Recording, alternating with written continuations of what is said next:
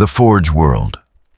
Helios Secundus turned in the void like a wound that would not close. Its surface had long ago surrendered to the demands of the omniscia, every mountain leveled and reformed into cathedral factories, every ocean drained and replaced with coolant reservoirs that stretched to horizons of rust and steam. The sky burned perpetual orange, choked with the exhalations of 10,000 manufactorums, whose production had not ceased in 3 millennia. Here the machine god's servants had built monuments to function over beauty, efficiency, over mercy, and in the deepest forges, where even servitors feared to tread, they pursued knowledge that the Imperium had declared lost. Magos explorator Gel 9 Delta had not slept in 472 cycles. Sleep was weakness. Sleep was the flesh's betrayal of purpose. His biological components had been reduced to the minimum necessary to house his consciousness. Everything else replaced with blessed augmetics that did not tire, did not doubt, did not dream.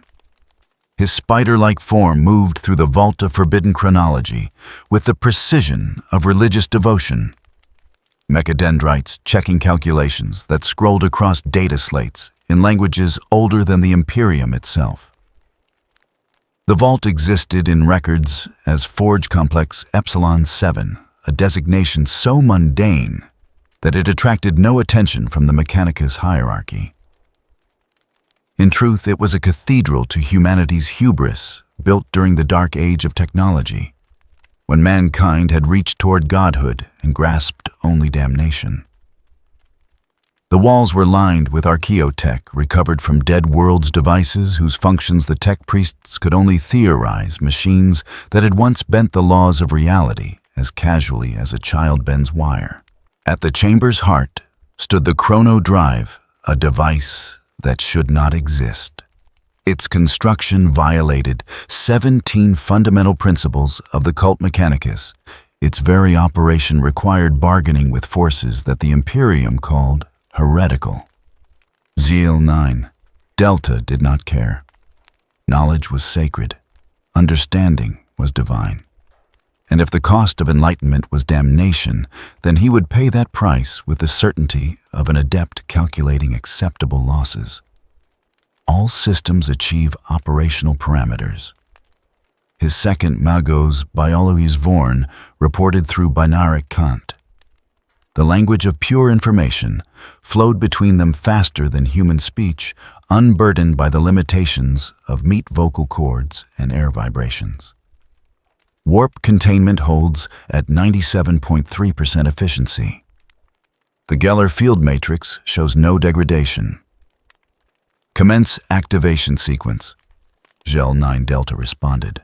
His multiple visual sensors tracked the power buildup in the chrono drive's core, watching as ancient reactors fed energies that made the vault sensors scream warnings in dialects dead for 10,000 years. The device had been recovered from a tomb ship drifting in the halo stars, its origins lost to time and violence. Imperial records suggested it had belonged to the Old Ones, those ancient architects of reality who had seeded the galaxy with life before the war in heaven consumed them. Whether this was truth or myth, Gel 9 Delta could not determine. What he knew with certainty was that the chrono drive could pierce the barriers between moments, could reach into the past, and extract data from times when humanity had not yet learned to fear its own ambition. The Mechanicus officially sought lost STC templates, those sacred designs that would restore humanity's technological glory. Gel 9 Delta sought something more fundamental. He sought to understand what mankind had been before the fall, before the age of strife, before the Emperor's rise. He sought the moment when human and machine had first joined in holy union, the instant of first augmentation, the birth of the Omniscia's true children. The chrono drive's activation began with a sound that was not sound, a vibration that bypassed auditory sensors and resonated directly in the soul. The air within the vault took on qualities that defied measurement, becoming thick and thin, simultaneously heavy with presence yet empty of substance. Reality began to thin at the edges, the walls of the chamber bleeding colors that existed outside standard visual spectra. Temporal displacement field stabilizing. Vorn reported, though his binaric carried harmonics that suggested uncertainty. Detecting anomalous readings in the warp interface. The Imperium responds to our intrusion. Of course it did. Time was not a river that flowed in one direction, but a dimension as real as height or depth. And to move against its current required pushing through the warp itself. The Emperor's domain touched all moments simultaneously past and future, collapsed into an eternal now of infinite possibility. To reach backward through time was to reach through the warp, and in the warp, things dwelled that did not appreciate intrusion. The chrono drive's inner mechanisms began to rotate gyroscopes of impossible materials, spinning in configurations that hurt to perceive. Each rotation opened another layer of temporal displacement, peeling back the seconds and minutes and hours like a surgeon's blade parting flesh. Zell 9. Delta's instruments detected the passage of days in reverse, then weeks, then years. The drive accelerated centuries, unwinding in microseconds millennia, dissolving like morning fog. Something went wrong at the moment they pierced 10,000 years. The golden age of the Emperor's emergence should have been a beacon in time, a moment of such psychic significance that even the warp could not fully obscure it. Instead, the chrono drive encountered something else, a presence that had been waiting in the deep history of mankind's timeline. Not Old One technology, not human. Something that predated both by epochs that made humanity's existence seem momentary. The warp screamed. Not metaphorically, not in the abstract language of psychic disturbance, but with actual sound that tore through the vault's reality anchors and manifested as physical vibration. Servitors collapsed their basic consciousness, unable to process the sensory contradiction. Vorn staggered his remaining organic components, rebelling against input that violated every biological imperative. Zell 9. Delta forced his systems to record, to observe, to document even as his logic engines howled warnings of cascading failure. The chrono drive had found something in the deep past, something that should not exist in any timeline humanity recognized. The device was not retrieving data. It was retrieving mass. A rift opened in the center of the chamber edges, crackling with energies that cycled through every wavelength simultaneously. Through the tear in space-time, something fell. Not descended, not teleported, but fell with the simple inevitability of an object obeying gravity's ancient law. It was salt. A block of salt larger than a Lehman Russ battle tank crystalline structure, catching the vault's light and refracting it in patterns that suggested geological ages. The mass struck the floor with impact that cracked reinforced ceramite, sending fracture lines spiderwebbing across the chamber. Alarms shrieked. Containment protocols activated. Emergency bulkheads began their ponderous descent to seal the vault from the rest of the forge complex. But it was too late. The salt was not pure. Embedded within its crystalline matrix, perfectly preserved by pressures and timescales that defied comprehension, was organic matter. Zell 9. Delta's sensors detected biological signatures that his systems rejected as impossible. Protein structures, cellular matrices, DNA, life. The chrono drive, no longer under control, continued to pour temporal energies into the chamber. The salt began to crack fissures spreading through its structure with sounds like breaking bones. Steam erupted from the fractures as the material sublimated under forces that treated thermodynamics as a suggestion rather than law. And within that steam, within that chaos of evaporating eons, something moved. The first thing that emerged was a hand. Five-fingered humanoid in basic structure, but wrong in proportions that spoke of evolutionary paths humanity had never walked. The fingers were thick with muscle, the palm broad and scarred with marks that suggested a lifetime of violence.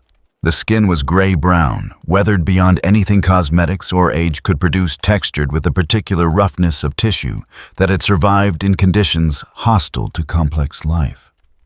The hand pressed against the dissolving salt and pushed. Muscle flexed beneath skin. Bone and sinew worked in harmony that required no thought, no calculation, only the pure mechanical efficiency of a body designed by survival rather than engineering. The salt shattered.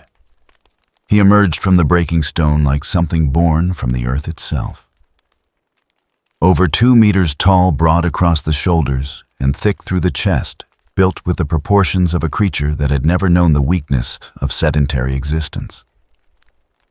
His body carried muscle the way a ship carries armor, layered and dense, each fiber visible beneath skin, that stretched taut over a frame that seemed too large for humanity's standard template. His face would have been human, if not for the details that marked him as something other. The jaw was too heavy prognathous in a way that suggested generations of adaptation for biting force. The brow ridge was pronounced protecting eyes that gleamed with animal awareness beneath thick bone. His canines, visible between lips pulled back in unconscious snarl, were enlarged beyond human norm, designed for tearing flesh rather than speaking language. But it was his eyes that transfixed Gel 9 Delta, even as his combat protocols screamed activation commands. Those eyes held intelligence, not the cold logic of machine calculation, not the zealous certainty of imperial faith, but the warm and terrible awareness of a living thing that understood its place in the universe through action rather than contemplation. Pickle opened his eyes fully and saw the Forge world servants for the first time. He did not understand what he saw. The Magos and his attendants registered as living things, but their hybridization with metal and machine defied his experience. Where he came from, life was organic, complete, integrated. These beings were broken, incomplete, their flesh corrupted by substances that did not breathe or bleed. His borrowed human memories accumulated across battles with beings who wore crude armor, provided context, but not comprehension. These metal things moved like prey animals, skittering and uncertain, but they smelled wrong. They smelled of oil and electricity and the particular staleness of recycled atmosphere. Gel 9 Delta activated the vault's defense systems with a binaric command that took 0.3 seconds to transmit. Too slow. By the time the first Servitor Guardian raised its integrated weapon, Pickle had already moved. Speed was survival. Speed was the difference between eating and being eaten, between living to see another dawn and becoming food for something stronger. Pickle's nervous system did not process combat through tactical analysis or strategic consideration. It simply acted, muscles firing in sequences but burned into genetic memory through 1,000,000 years of predation. The servitor's weapon discharged a blast of superheated plasma that carved through the space Pickle had occupied an instant before. He was already inside the Guardian's reach, one hand grasping the cyborg's mechanical limb, the other striking its torso with force, calculated by instinct rather than mathematics. The servitor's chest cavity crumpled. Internal mechanisms shattered. It collapsed without sound, its basic programming unable to register the speed of its destruction. Vorn transmitted emergency protocols calling for Skitarii reinforcements for containment for any response that might stop what had been unleashed. Pickle heard the sounds as meaningless syllables in a tongue he had never encountered. But he understood intent. The metal things were afraid, and frightened things either fled or fought. They fought. 3 more servitors emerged from alcoves in the vault walls, their movements synchronized by programmed tactical subroutines. Loss weapons discharged in calculated patterns, creating a kill zone that should have shredded any organic target into component molecules. Pickle moved through the fire like wind through grass, reading the trajectories, not through sight, but through the unconscious awareness of a creature that had survived against predators wielding natural weapons far more lethal than human technology. He reached the second servitor and tore its weapon arm free with a twisting motion that involved his entire body. The metal limb came away in his hands, sparking and leaking fluids that smelled of chemicals his olfactory system could not categorize. He swung the severed arm like a club, striking the third servitor with enough force to crack its armored skull casing. It fell legs, still attempting to execute movement commands. Its destroyed cortex could no longer process. The fourth servitor managed to score a hit last beam, carving a line across Pickle's shoulder. He barely registered the pain. In his time in his world, pain was information that taught survival. Minor wounds were the cost of eating. He had felt the claws of theropods rake his flesh, had endured the crushing pressure of titanic jaws, had survived injuries that would have killed softer creatures. A burn from directed light was nothing. He closed the distance and killed the servitor with a strike to its central processing unit, fingers puncturing the protective casing as easily as breaking through the shell of a creature thing with armor that clicked. The cybernetic collapse sparks fountaining from the wound in its artificial skull. Zel 9. Delta observed this through a dozen visual inputs, his analytical systems struggling to process what his sensors reported. The entity moved with efficiency that suggested perfect biomechanical optimization, but showed no signs of augmentation or enhancement. Genetic analysis from atmospheric samples indicated baseline human DNA. Yet the creature's muscle density and skeletal reinforcement exceeded anything natural selection should produce. It was as if someone had taken the human template and refined it, not through technology, but through the crucible of pure survival, burning away every weakness until only lethal efficiency remained. Magos. Vorn transmitted his binaric contaminated with harmonics that suggested the emotion his conditioning had failed to purge. What have we brought through? Gel 9 Delta did not answer.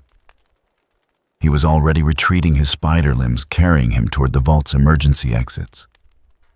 Behind him, Pickle stood among the wreckage of the servitors, breathing steadily, body loose and ready. He did not pursue.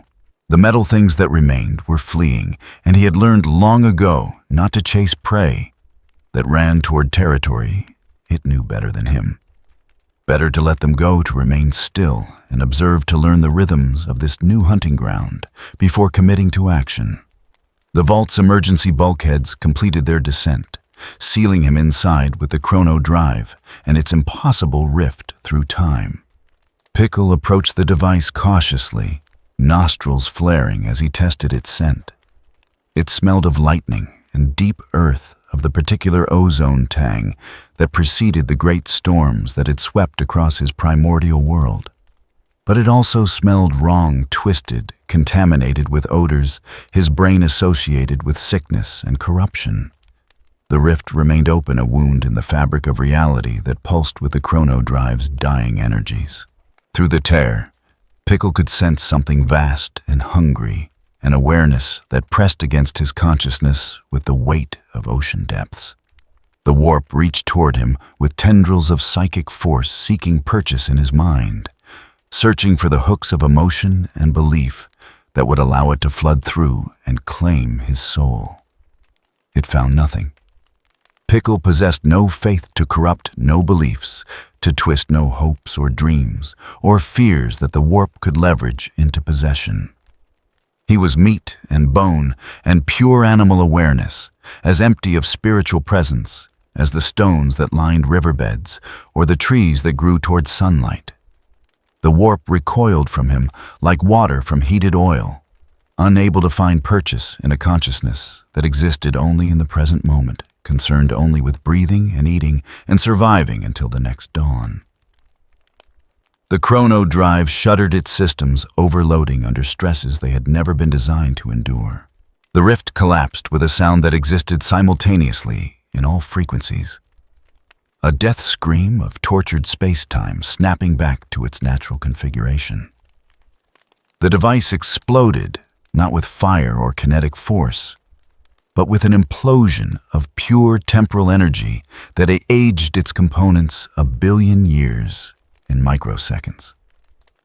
The ancient mechanisms crumbled to dust, their impossible construction, unable to survive the sudden weight of deep time.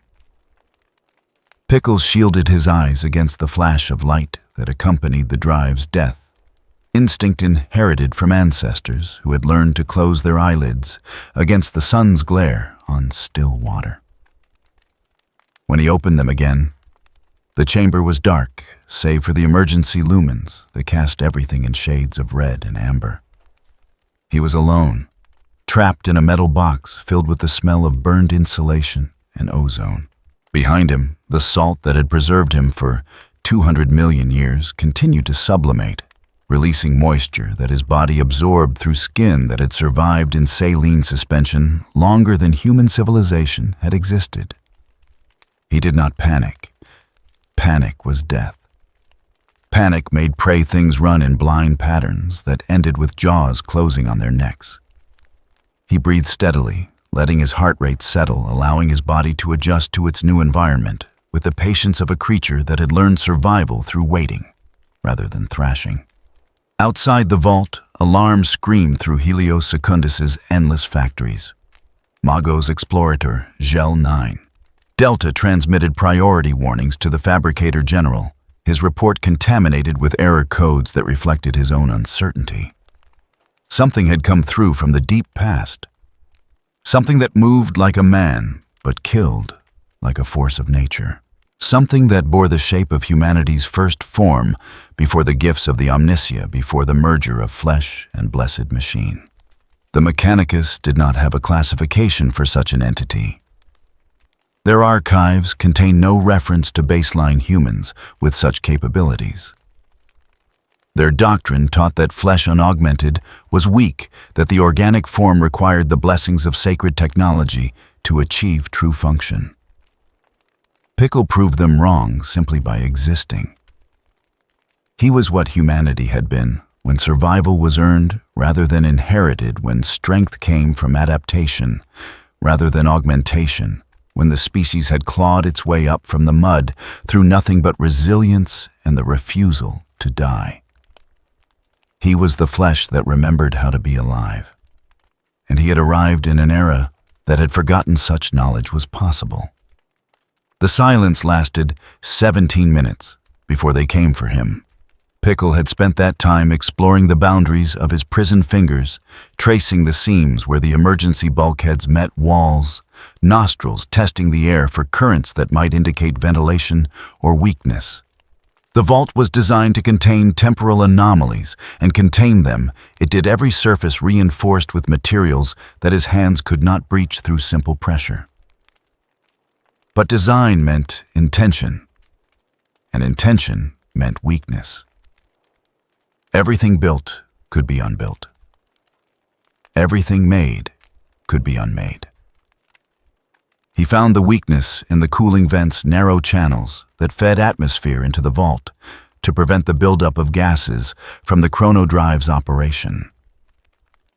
They were too small for his frame, barely wide enough to admit his fist, but they connected to systems beyond the sealed chamber.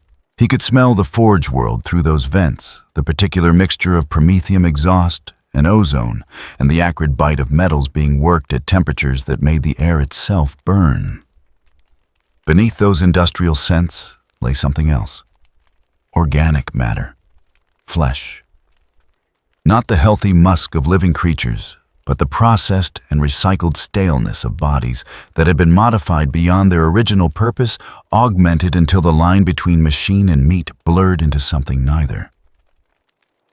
The metal things were numerous. Their scent came from everywhere, carried on air currents that spoke of a massive population existing in close quarters. When the first assault came, it came with the efficiency of military doctrine applied by minds that calculated success in acceptable casualty ratios. The bulkhead opened with a grinding of massive gears, revealing a corridor beyond, lit by the harsh glare of industrial lumens. The Skitarii Rangers stood in formation, their augmented bodies creating a wall of metal and flesh that had been optimized for one purpose: killing. Their weapons tracked in perfect synchronization, targeting systems linked through noospheric communion that allowed them to function as a single lethal organism. Magos biologist Vorn observed from a safe distance, his consciousness riding the sensory feeds of a dozen servo skulls that hovered around the combat zone. His primary objective was capture and study, but the Fabricator General's override protocols permitted termination if containment proved impossible. The entity represented too great a risk to allow it freedom within Helios Secundus's manufacturing sectors. Better to destroy unknown knowledge than permit it to contaminate the Forge World's sacred productivity. The Skitarii opened fire without ceremony or challenge. Last weapons discharged in coordinated volleys, each beam calculated to intersect with target zones that would immobilize rather than kill. The intention was to sever muscle groups, disable limbs, reduce the entity to a specimen that could be transported to the biologist's laboratoriums for dissection and analysis. Pickle moved before the first last beam reached his position. Not with the supernatural speed of psychic enhancement or the calculated precision of tactical cogitation, but with the simple reflexive response of a creature that had learned to read aggression in the tightening of muscles and the shift of weight that preceded violence. He was already in motion when their fingers completed the pressure on triggers, already diving toward the nearest cover when coherent light carved through the space where he had been standing. The vault's interior offered limited protection. It had been designed as a laboratory, not a battlefield, its contents arranged for research efficiency rather than tactical advantage. Pickle found himself behind the wreckage of a data lectern, its surface scarred by the chronodrive's explosive death. Last fire traced burning lines across the metal, heating it to temperatures that would have seared unprotected flesh. He did not stay there. Remaining stationary was death. Even the greatest predators he had faced understood that basic principle of combat. He moved laterally, using the pillars that supported the vault's ceiling as momentary shields, closing the distance to the Skitarii formation with the relentless efficiency of a hunting pack converging on wounded prey. The Rangers adjusted their firing patterns, their tactical subroutines, calculating interception vectors and establishing overlapping fields of fire. They were soldiers of the Omnissiah, their flesh weak, but their devotion absolute. Each had been selected from the Forge World's population for their basic competence, then enhanced with augmetics that purged doubt and fear and hesitation. They did not question the order to kill. They simply executed it with the mechanical precision their bodies had been designed to achieve. Pickle reached the first Skitarius before it could adjust its aim for close quarters engagement. His hand closed around the barrel of its galvanic rifle, jerking the weapon upward with force that tore it from mechanical hands designed for weapon retention. The Skitarius attempted to draw secondary armament movements, following trained patterns burned into its muscle memory through thousands of hours of drill. Too slow. Pickle's other hand struck its throat fingers, finding the gap between armored collar and helmet rim, crushing the vulnerable flesh beneath with pressure calibrated by nothing except the experience of killing things that required killing. The Skitarius fell. Its tactical network transmitted termination codes even as its biological components ceased function, alerting its squad to the loss and redistributing its sensory feeds to surviving units. The formation adjusted Rangers, spreading to create angles of fire that minimized the risk of hitting their own forces. Their discipline was absolute. They did not hesitate at their companion's death. They simply recalculated and continued the engagement. Pickle used the fallen Scutarius as a shield, its armored body absorbing last fire meant for his vulnerable flesh. He advanced behind the corpse, one hand gripping it by its load-bearing harness, the other wielding the galvanic rifle like a club. The weapon was useless to him as a firearm. He had no understanding of triggers or ammunition, or the electromagnetic principles that accelerated its projectiles to supersonic velocities. But as a bludgeon, it served adequately. The second Scutarius died when Pickle closed the distance and swung the rifle like he was crushing the skull of a smaller predator that had made the mistake of challenging him over a kill. The weapon stock connected with the ranger's head with force sufficient to crack ceramite plating and pulp the augmented brain tissue beneath. It collapsed legs, still attempting to execute movement commands from a cortex that no longer existed. The remaining Scutari adjusted their tactics, falling back to establish a more defensible perimeter. Their movements were coordinated through noospheric communion, each ranger responding to the collective tactical assessment with perfect synchronization. They had identified the entity's pattern. It closed distance and exploited physical superiority in melee combat. Therefore, they would maintain range and establish killing zones that provided no approach vectors. They were applying logic to a problem that did not respond to logic. Pickle threw the galvanic rifle. Not with the calculated trajectory of someone who understood ballistics and momentum transfer, but with the pure kinetic efficiency of a creature that had learned to strike distant targets by feeling the weight of the object and adjusting the arc of his throw until it connected with what he intended to hit. The rifle struck a Scutarius in its torso, the impact sufficient to stagger the cyborg and disrupt its aim. He was already moving, sprinting toward the disrupted formation with speed that his muscle density should not have permitted.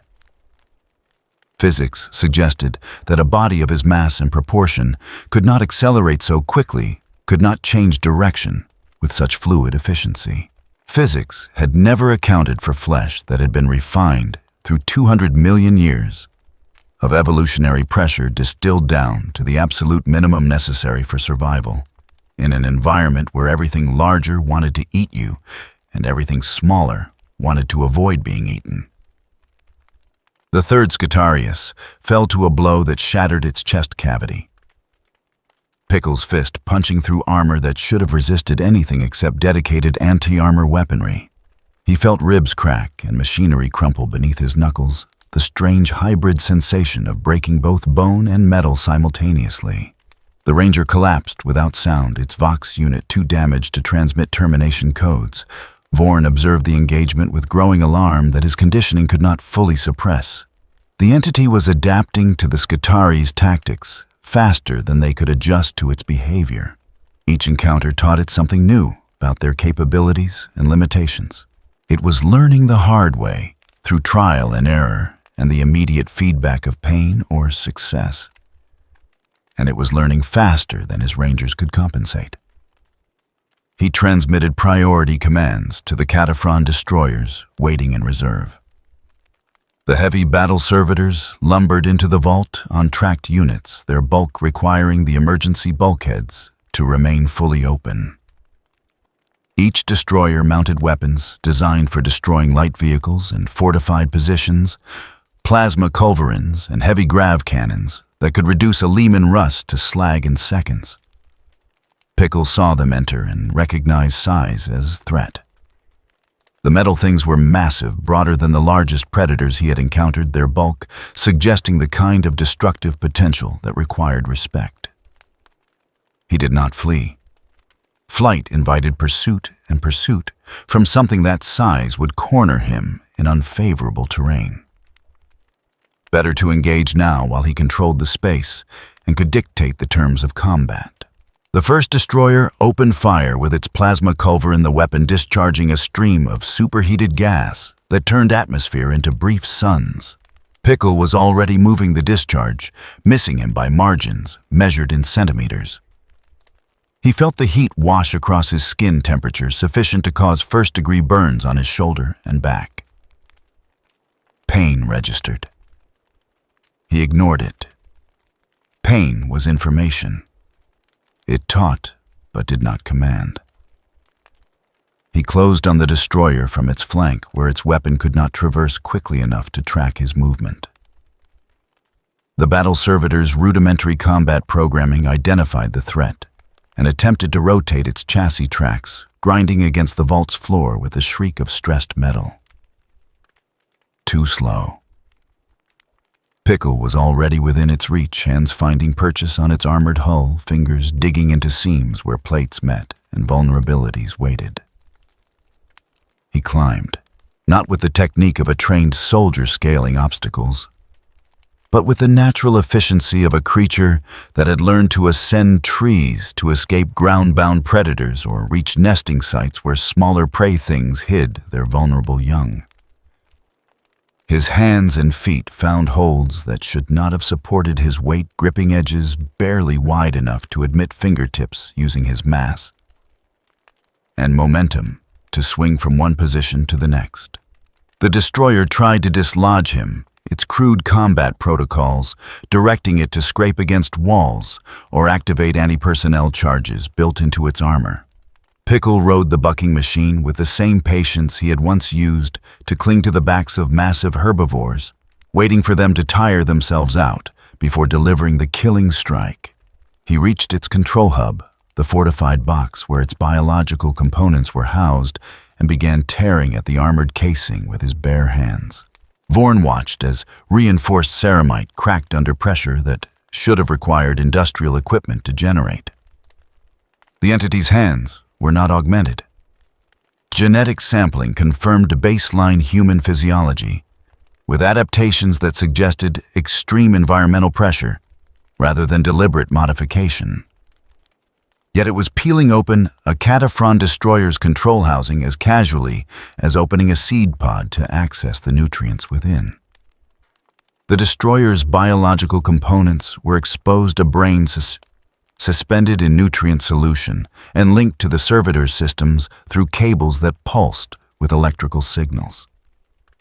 Pickle stared at the thing for a moment, his expression unreadable. This was life of a sort, but corrupted beyond anything his experience could classify. The meat thing was trapped enslaved to metal and wire, its existence reduced to a single purpose that permitted no choice or autonomy. He destroyed it with a single strike, fingers puncturing the containment vessel and crushing the brain within. Mercy or pragmatism, the result was identical. The destroyer collapsed its systems, shutting down as redundant protocols recognized the loss of primary control functions. The second destroyer attempted to acquire target lock, its plasma culverin tracking Pickle's position as he dropped from its disabled companion's chassis. The weapon discharged, missing by margins that sensors registered as impossible. The entity moved with reflexes that anticipated the shot before it fired, reading the minute adjustments of the destroyer's weapon mount and responding before the plasma reached its position. Pickle did not attempt to climb the second destroyer. He had learned from the first engagement, recognized that the battle servitors possessed vulnerable points that his strength could exploit. He circled the massive machine, moving too quickly for its tracking systems to maintain reliable lock, forcing it to rotate its chassis in patterns that grew increasingly erratic as its logic engine struggled to predict his movement. When he struck at its tracks, hands gripping the armored treads and pulling with force sufficient to tear the metal links apart. The destroyer attempted to adjust, diverting power to its remaining mobile systems. But Pickle was already moving to its other side, repeating the attack with methodical efficiency. The battle servitor ground to a halt, immobilized, its weapon still functional, but its mobility destroyed. Pickle left it there, neutralized, but not destroyed, and turned his attention to the vault's exit. The corridor beyond beckoned, offering escape from the confined space where the metal things could coordinate their attacks. He moved toward freedom with the single-minded focus of a creature that understood confinement meant death. Vorn transmitted emergency codes initiating lockdown protocols that would seal every bulkhead between the vault and the rest of Forge Complex Epsilon 7. But protocols required time to execute, and time was a luxury the Mechanicus no longer possessed. By the time the first emergency doors began their ponderous descent, Pickle had already passed through, moving deeper into Helios Secundus's endless corridors with the confidence of a predator that had claimed new territory. Behind him, the vault lay in ruins, its defense force destroyed or disabled, its sacred purpose violated by the presence of something that should not exist. The Mechanicus had sought knowledge from the past and received instead a reminder of what humanity had been before the machine god's blessings. They had received flesh that remembered how to survive. And survival in its purest form required neither faith nor technology, only the will to continue breathing until the next dawn and the strength to kill anything that threatened to stop that breath. Pickle disappeared into the Manufactorum sectors, a ghost from an age when humanity had needed nothing but its own resilience to conquer a hostile galaxy. The Mechanicus would hunt him. They would deploy their warriors and their weapons and their sacred technology against the problem he represented. They would learn as countless predators before them had learned that the oldest human was still human. And humans, when pressed to their absolute limit, became the most dangerous creatures evolution had ever produced. Not because of tools or weapons or intelligence, though those helped, but because humanity refused to die, refused to submit, refused to accept that any force in the universe could dictate the terms of their existence. Pickle was that refusal made flesh.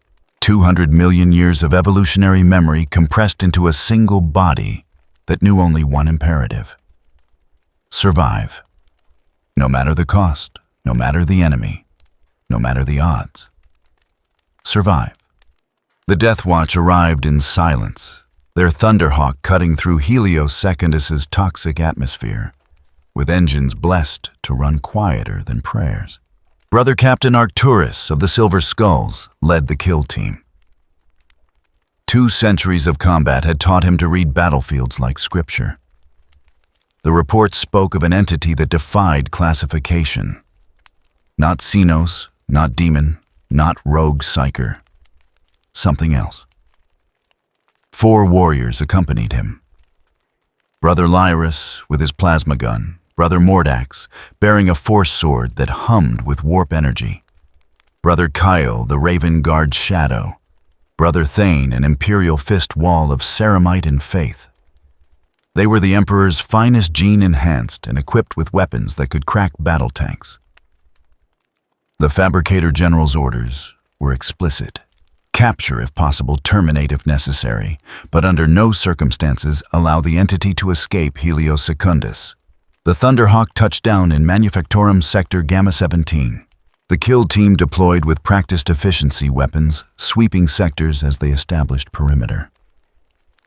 The massive space stretched into shadows even enhanced vision could not penetrate. Pickle watched from the cooling tower shadows, body still breathing controlled. He had learned patience when patience meant survival. These new metal things were different. Larger, heavier, their scent carried overtones of competence that spoke of predators rather than prey.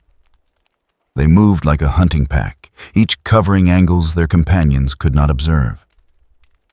Brother Kyle detected the heat signature first. Elevated above baseline, but without armor system thermal output. He raised one fist. Contact. The kill team adjusted formation without words. Arcturus designated firing positions through their tactical network. Standard doctrine for elevated targets. They had hunted Tyranid warriors and Eldar aspect warriors. A single unaugmented human fell well within operational parameters. Pickle did not wait for deployment completion. He dropped from the cooling tower 3 stories with no more concern than stepping off a rock. His body knew how to fall. He hit the floor in a crouch that absorbed impact through legs and spine. Brother Thane was closest. His enhanced reflexes registered movement targeting systems, acquiring lock. He fired. Mass reactive shells that would reduce an unarmored human to atoms. Pickle moved through the fire, closing 10 meters before Thane could cycle his weapon. He struck the storm shield with force that sent feedback through the Imperial fist's arm. The shield held, but Thane staggered. The entity moved laterally, using Thane's form as cover against other firing lines. Brother Lyris repositioned for clean-shot plasma gun tracking through predictive algorithms. He acquired lock and fired. Superheated plasma screamed across the manufactorum. Pickle felt the discharge before it reached him, reading energy buildup as pressure against skin. He dove plasma, missing by centimeters, scorching his back. He rolled and sprinted toward Lyris, closing distance before the weapon could cycle. The Howling Griffin drew his combat knife, striking with decades of precision. Pickle caught the blade on his forearm, accepting the wound to close inside Lyris's guard. He struck the helmet, then targeted the joint between helmet and gorget. His fingers punched through the seal, tearing it open and exposing the Space Marine's throat. They fell together. Pickle maintained his grip, crushing the primary artery. Laraman cells tried to clot the wound. Not fast enough. Brother Lyris died with the Emperor's name transmitted through his vox, his enhanced biology unable to compensate for damage inflicted faster than it could repair. Brother Mordax reached the engagement force sword blazing with psychic energy. The warp-forged blade could carve through tank armor and banish demons. Pickle saw the attack through Mordax's body language, the tension that telegraphed angle and timing. He rolled away the force sword, missing, carving a furrow through ferrocrete. Warp energy washed across his skin like static electricity. He felt nothing. His flesh was empty of spiritual presence, as void of warp signature as stone. Mordax recognized the ineffectiveness immediately. The entity had no soul to disrupt. He transitioned to physical attacks, using the blade's edge rather than psychic properties. He was a blood raven, his chapter renowned for scholarly warfare. 2 centuries of collected combat techniques. Pickle fought with techniques purchased through pain and refined through survival. They clashed. Mordax's blade scored hits, carving lines across torso and arms. But Pickle's physiology did not respond normally. His circulatory system compensated musculature continuing despite injuries that should have incapacitated baseline humans. Pickle struck Mordax's sword arm fingers, finding the elbow joint. Ceramite cracked. The blood raven's arm went numb. He switched hands, ambidextrous training compensating, but the adjustment cost initiative. Pickle pressed the attack with relentless efficiency. Another blow to the helmet, then another. Each impact to the same location. The ceramite cracked, stress fractures spreading. On the 5th strike, the helmet shattered. Pickle's fist drove through Mordax's face, pulping enhanced tissue and shattering reinforced skull. The blood raven died standing before toppling forward. 2 Space Marines dead. Arcturus issued retreat orders, recognizing they needed reassessment. Brother Kael did not receive the order. He had moved to secondary firing position, sniper rifle trained with Raven Guard patience. He exhaled slowly, targeting systems calculating 1,000 variables. He fired. Kraken penetrator designed to punch through heavy armor, leaving his rifle at hypersonic velocity. Pickle moved.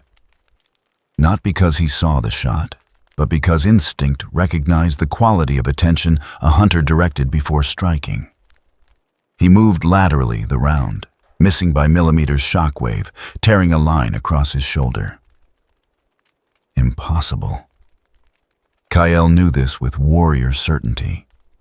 You could not dodge a shot after it fired. He fired again and again, each shot perfectly placed. each missing by impossible margins.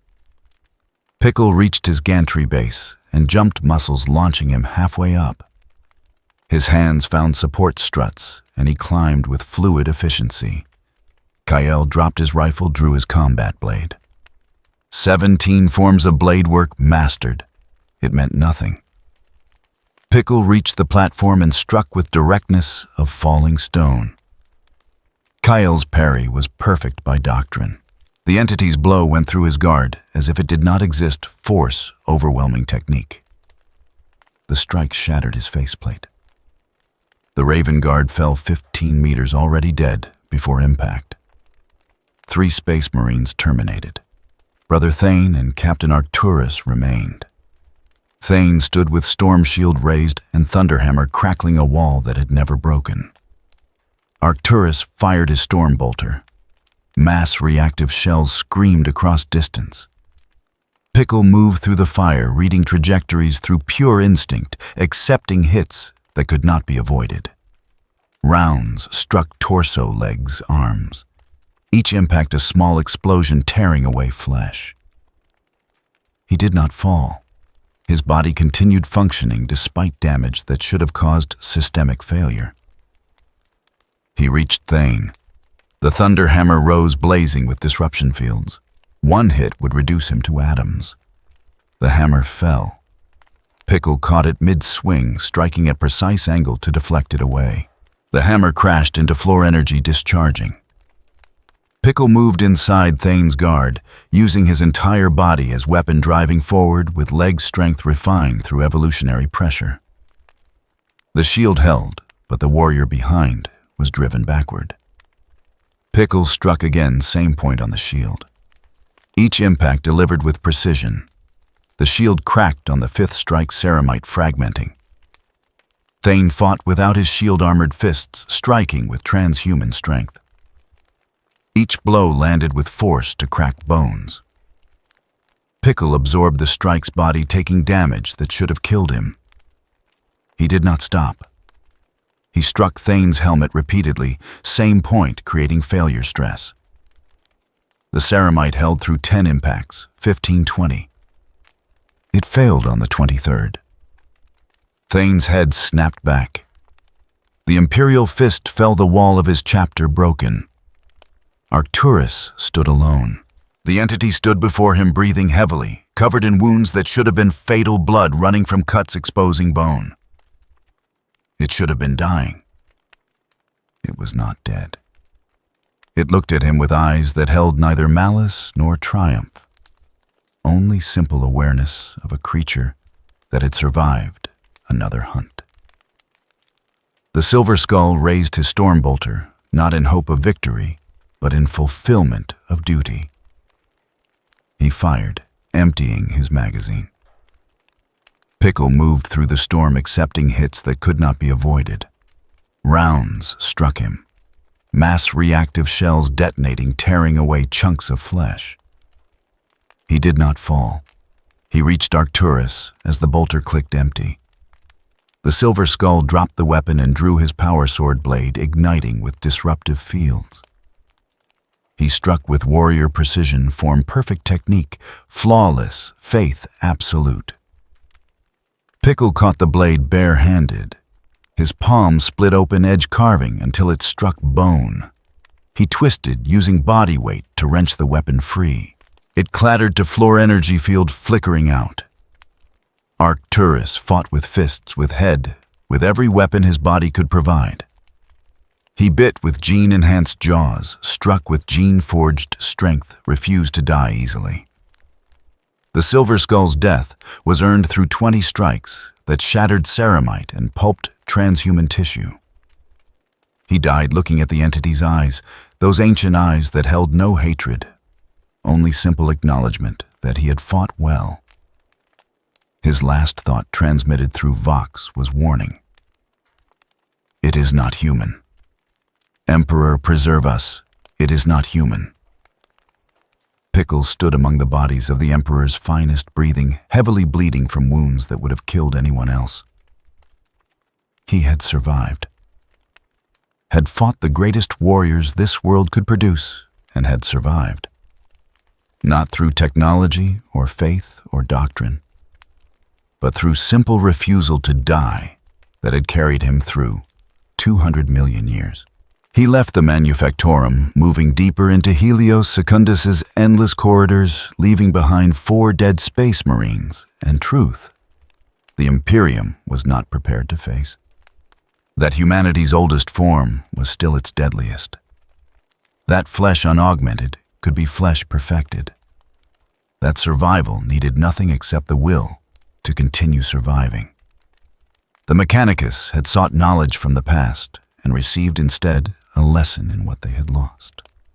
Not technology, not STC templates, but the simple understanding that life in its purest form required nothing except the determination to keep breathing, keep moving, keep fighting. Pickle was that determination made flesh. And the Forge world would remember him as a reminder of what humanity had been, before it learned to depend on anything except itself. Pure, savage, indomitable, alive. The warp rift opened without warning, reality tearing like rotted cloth beneath the weight of accumulated violence. The Death Watch's death had saturated the Manufactorum with psychic resonance, gene-enhanced suffering, echoing through the Imperium like a bell struck in a cathedral. The kill team's final moments, their pain and determination and faith, had created a beacon that drew attention from entities that fed on such emotions. Pickle felt the change before he saw it. The air grew thick pressure building against his skin like water increasing depth. Colors shifted at the edges of his vision, bleeding into spectrums his eyes were not designed to perceive. The smell of the Manufactorum, industrial and sterile, was overwhelmed by something else. Copper and sulfur, and the particular sweetness of meat, left too long in sunlight. He recognized danger, the way predators always recognize danger through instincts older than conscious thought. His muscles tensed body preparing for threats his mind could not yet identify. The walls of the corridor ahead began to weep, not with moisture, but with something that looked like blood mixed with oil. Dark, viscous fluid that ran upward against gravity's pull. The rift manifested as a wound edges crackling with energies that hurt to observe directly. Through the tear, Pickle glimpsed at something vast and impossible, a realm where matter and thought were interchangeable, where emotion became substance and belief shaped reality. The warp pressed against the material universe, seeking entrance, seeking flesh to corrupt and souls to devour. What emerged was hunger given form. The demon stood 3 meters tall, its flesh the color of arterial spray muscles like corded steel wrapped around a skeleton that bore only passing resemblance to human structure. Its head was lupine jaws filled with teeth designed for tearing rather than chewing. But its eyes held intelligence, malevolent awareness that spoke of consciousness refined through eons of existence in realms where survival meant becoming the apex predator of predators.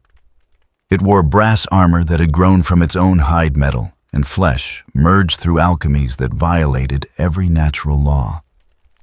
In its hands it carried an axe the size of a man, the weapon's edge glowing with heat that made the air shimmer.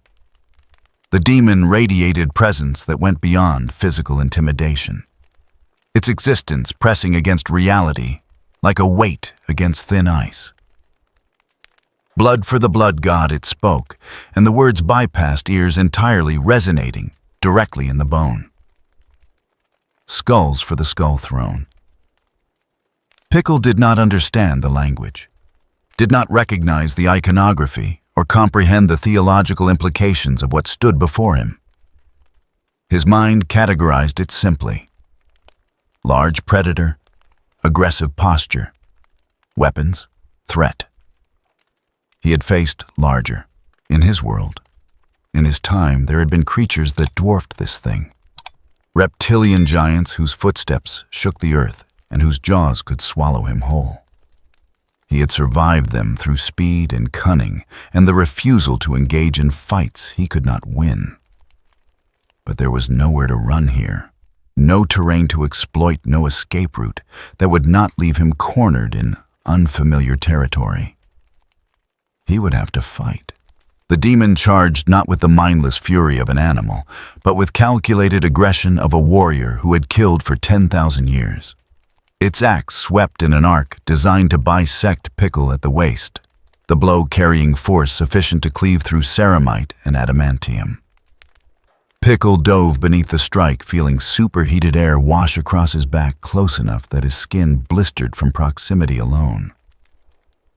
He rolled to his feet and struck at the demon's leg, targeting the joint behind its knee, where armor plates separated to allow articulation. His fist connected with force that had shattered Space Marine ceramite. The demon barely staggered. Its flesh absorbed the impact muscle density beyond anything Pickle had encountered, enhanced by warp energies that treated physics as suggestion rather than law. The demon's backhand caught him across the torso, brass-clad knuckles striking with force that lifted Pickle from his feet and sent him crashing through a support pillar. Rockcrete crumbled. His ribs cracked damage that would have punctured lungs and caused internal bleeding. He felt the injuries cataloged them, adjusted his breathing to compensate for reduced lung capacity. He rose. The demon was already closing distance, axe raised for another strike. Pickle moved laterally, using the Manufactorum's machinery as obstacles, forcing the demon to navigate around equipment that its size made cumbersome. The axe fell, missing him, but striking an industrial press, the ancient machine exploding in a shower of metal fragments and hydraulic fluid. They circled each other, predator and predator, each recognizing in the other something fundamental. The demon saw prey that refused to run meat, that dared to fight back despite obvious inferiority. Pickle saw a threat too dangerous to engage directly, requiring strategy beyond simple force. The demon lunged faster than something its size should move. Pickle barely evaded the axe, scoring a line across his shoulder. Brass edge parting flesh and scraping bone. Pain flared bright and hot. He used it, let it sharpen his focus, his body's alarm system reminding him that mistakes here meant death. He struck the demon's wrist, the hand that held the axe, targeting nerves and tendons with precision, learned through 10,000 hunts. The demon's grip faltered for an instant. Just an instant. Pickle grasped the axe haft and pulled, using the demon's own strength against it, leveraging angles the way he had once stolen kills from larger predators by making them overcommit to attacks.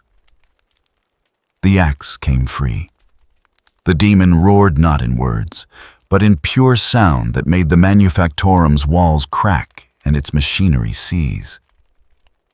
Pickle swung the weapon not with practiced technique, but with raw force, the blade scoring a line across the demon's torso. Brass armor parted. Flesh beneath split open, revealing interior that glowed with unholy light. The demon's blood was not blood. It was liquid rage boiling as it struck the floor, eating through ferrocrete like acid through flesh. The droplets that struck Pickle's skin burned not with heat, but with pure malevolence, warp energy, trying to find purchase in his consciousness and corrupt him from within. It found nothing. Pickle's mind was empty of the spiritual presence that warp corruption required. His consciousness existed only in the present moment, concerned only with breathing and moving and surviving. There were no beliefs to twist, no faith to pervert, no hopes or dreams or fears for the demon to leverage into possession. The demon recognized this impossibility and grew enraged. It charged without the axe, relying on claws and fangs and brass-clad fists. They met in the center of the Manufactorum floor, two forces of nature colliding without strategy or planning, pure violence stripped of philosophy or doctrine. Pickle fought as he had always fought, targeting weak points, accepting damage to deliver damage, trading injuries for opportunities. The demon's claws raked across his torso, opening wounds that exposed ribs. Its fangs found his shoulder, puncturing deep brass teeth grinding against bone. Pickle drove his thumbs into the demon's eyes, not to blind it, but to find purchase, to grip something he could leverage. They fell together, grappling, each trying to gain advantage through position and mass. The demon was stronger, its warp-enhanced physiology granting power beyond natural limits. But Pickle's body knew how to grapple, had learned the art through wrestling prey things that outweighed him, through subduing creatures that thrashed with strength born of desperation. He found the demon's throat fingers wrapping around the thick column of muscle and brass. He squeezed, applying pressure that would have crushed human windpipes. The demon laughed, the sound vibrating through Pickle's hands. It did not need to breathe, did not require oxygen or air or any of the biological necessities that constrained mortal flesh. Pickle adjusted. If he could not strangle it, he would tear. His fingers dug deeper, finding the junction where head met neck, where even demonic flesh had to articulate to allow movement. He pulled using his entire body, legs braced against the demon's torso, back arched with effort that made his injured ribs grind against each other. The demon thrashed its rage, growing as it recognized genuine threat. Lesser beings cowered before its might, broke beneath its fury, died screaming the name of its god. This creature, this impossible meat thing, refused to die, refused to break, refused to acknowledge that it was defeated. They rolled across the manufactorum floor, neither gaining lasting advantage, both accumulating damage that should have ended the fight. Pickle's body was a map of injuries, claw marks and bite wounds and burns from the demon's blood. The demon bled from a dozen points where Pickle's strikes had found gaps in armor warp essence leaking from wounds that would have killed mortal creatures instantly. The demon's neck began to give way. Not smoothly, not cleanly, but in increments of tearing tissue and separating vertebrae.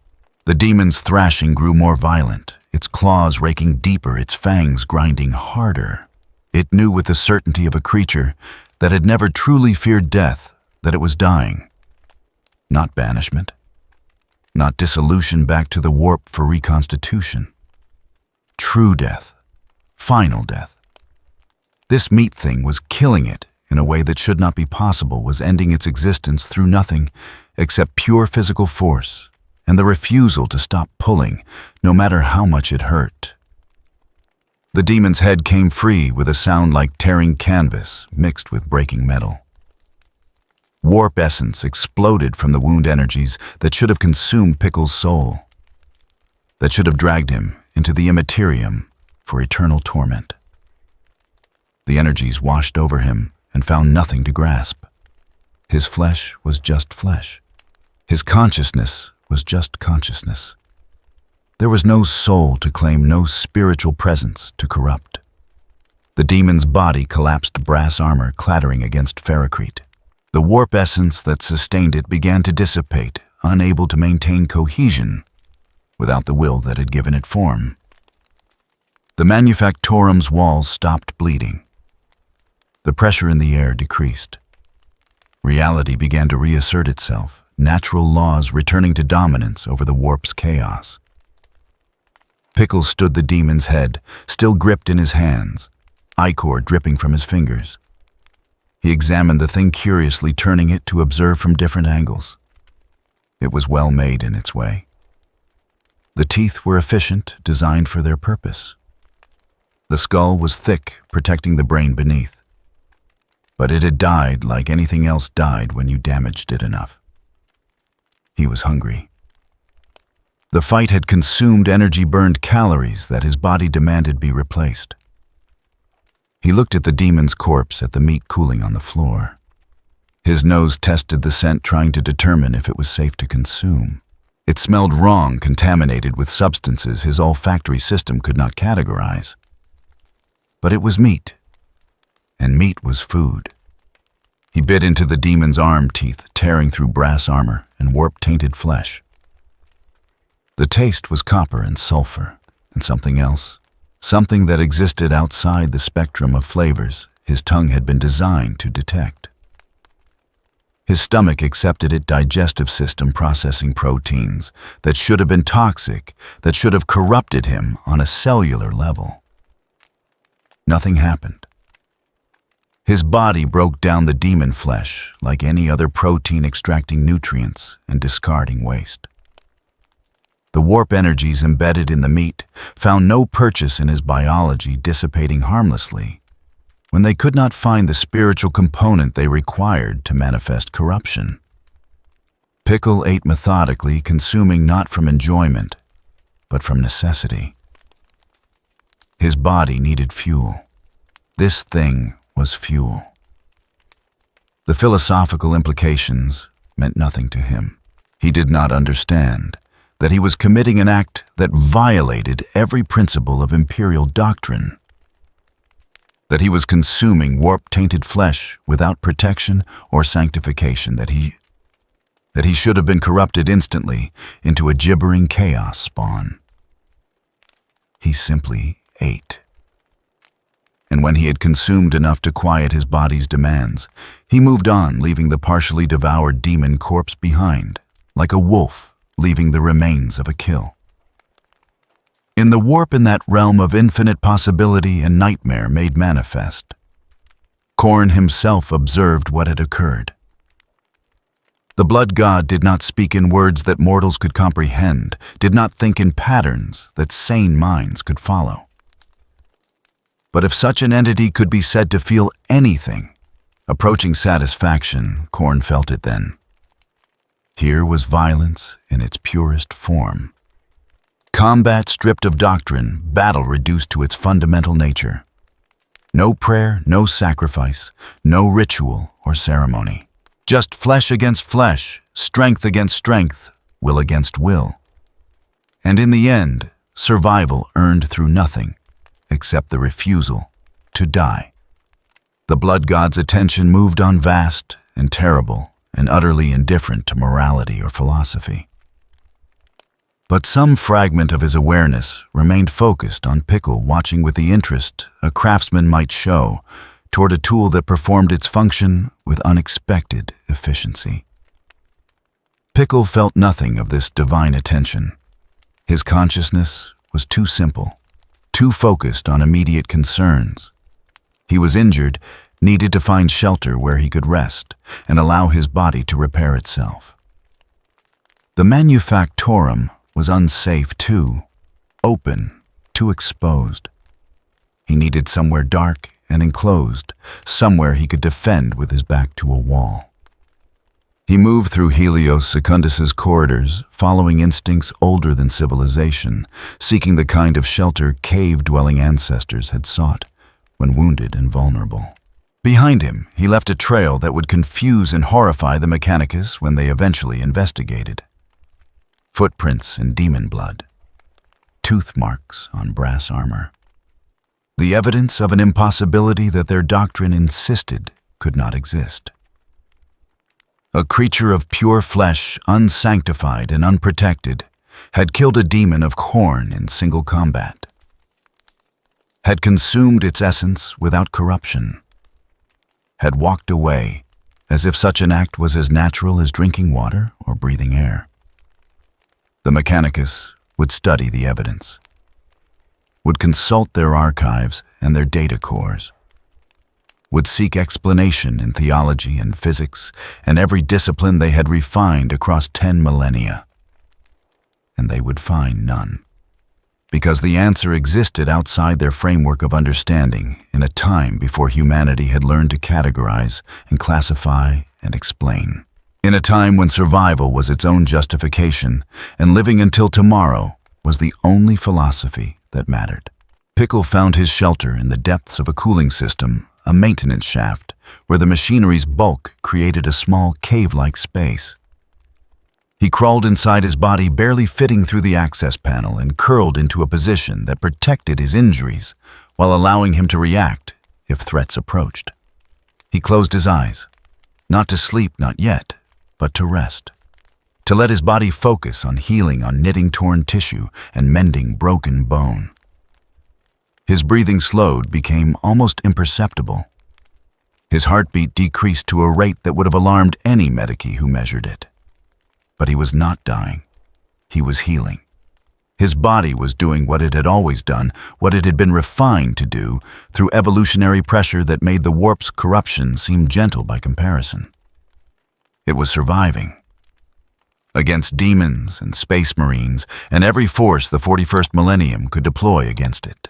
Surviving with nothing except flesh and will, and the ancient understanding that life in its simplest form was the most powerful force in the universe. Because life refused to die, refused to submit, refused to acknowledge that anything could stop it from continuing. And in that refusal, in that simple, savage determination, lay power that no technology could replicate and no faith could match. The power of existence itself, pure and indomitable and utterly without mercy. Alive. The warp rift that tore Pickle from Helios Secundus was not the deliberate working of the Mechanicus or the intervention of any god. It was simple catastrophic failure, the Forge world's overtaxed reality, anchors collapsing under accumulated stress from the chronodrive's activation, the demon incursion, and the psychic trauma of space marines dying in proximity to something that should not exist. Pickle felt the universe twist around him, gravity losing meaning up and down, becoming relative suggestions.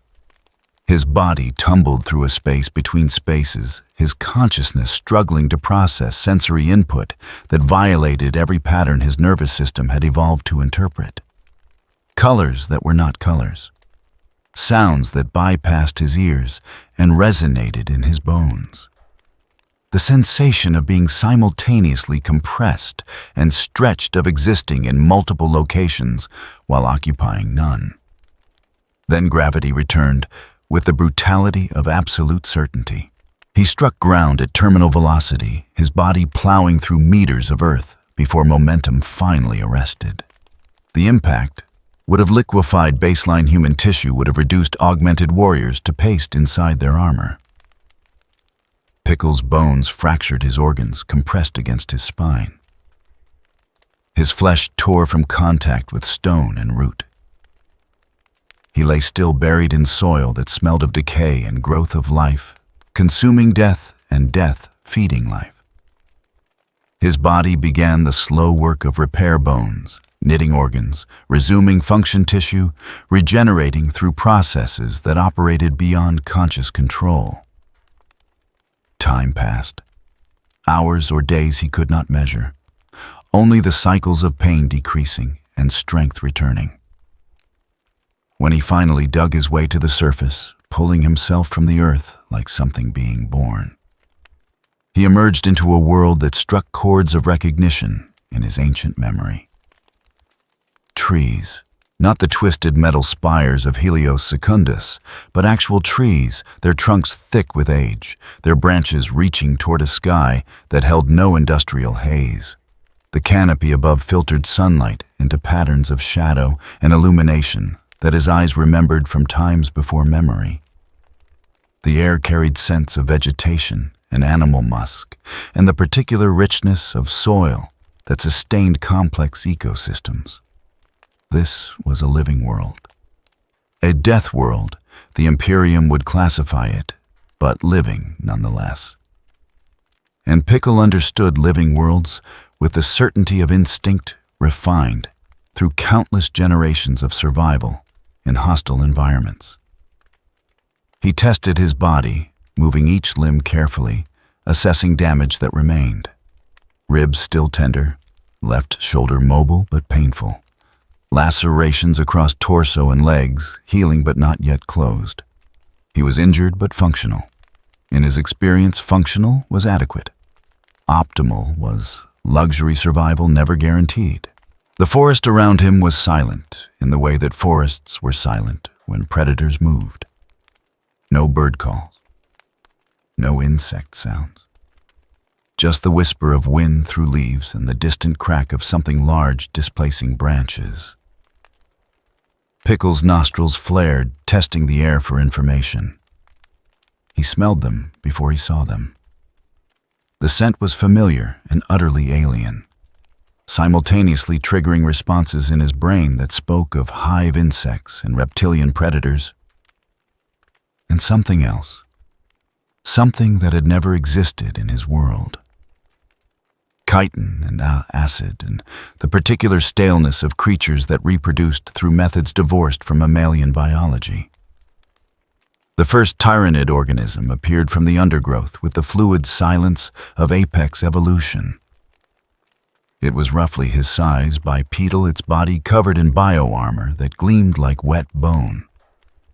Its head was eyeless sensory organs distributed across its form in patterns that spoke of 360-degree awareness.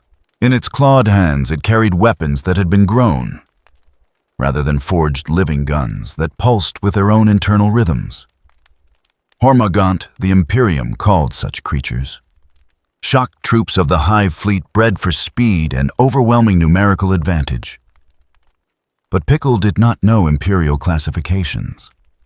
He knew only that this thing moved like a predator, carried itself with the particular tension of a creature preparing to attack. It charged, not alone, never alone.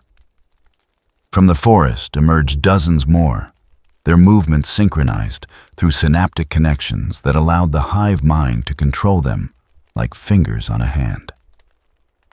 They moved as a wave covering ground with a fluid efficiency that made mockery of individual locomotion. Pickle ran, not from fear but from tactical necessity.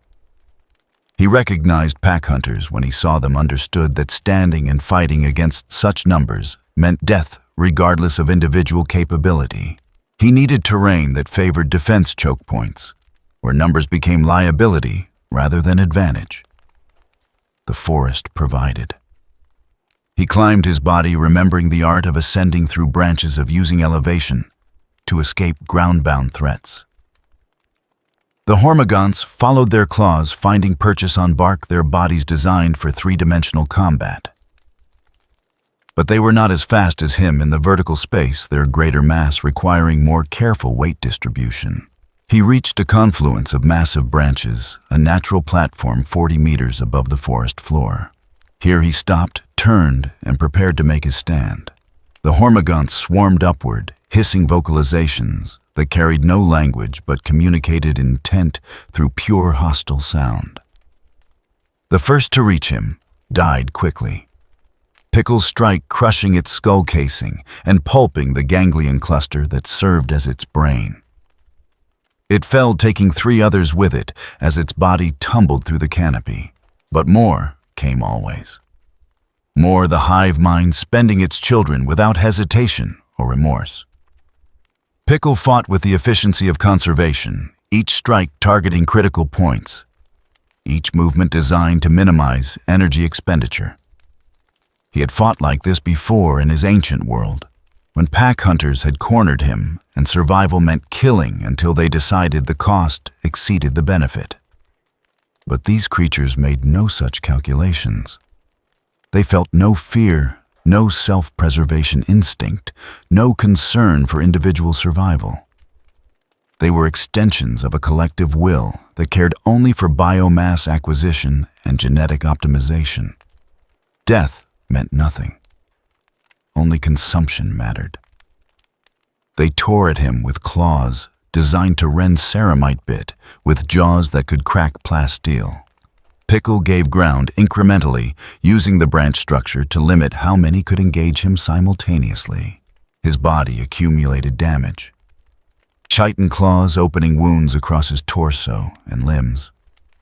Toxin-laced fangs injecting venoms his system struggled to metabolize.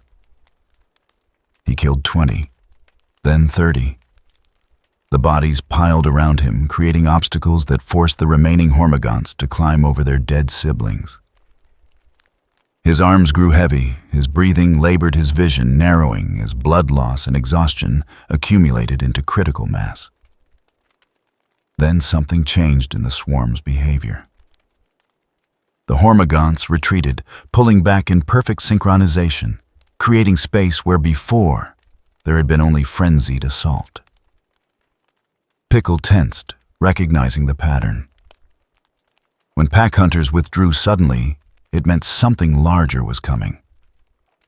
Something the pack deferred to. The hive tyrant emerged from the canopy below, ascending with the terrible grace of a creature designed by evolutionary pressure to be perfect. It stood 3 times Pickle's height, its body armored with bioplates thick enough to resist anti-tank weaponry. 4 arms each tipped with claws or bioweapons that pulsed with lethal potential. Its head bore a massive crown of chitin, protecting the enlarged cranium that housed the synaptic relay connecting it to the hive mind. This was not a mindless drone. This was a commander, a node in the hive fleet's distributed consciousness, capable of independent tactical analysis while remaining connected to the gestalt awareness of billions of organisms.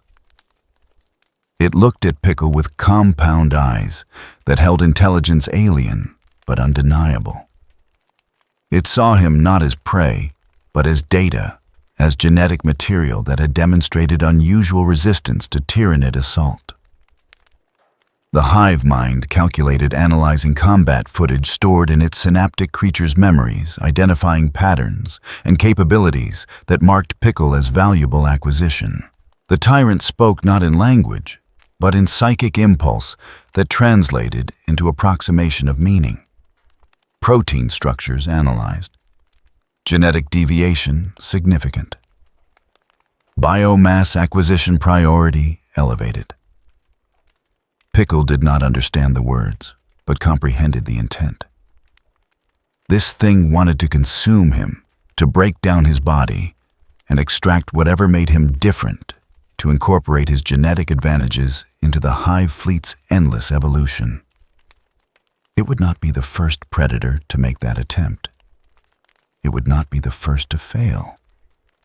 The tyrant attacked with calculated precision, its movements economical and devastatingly effective.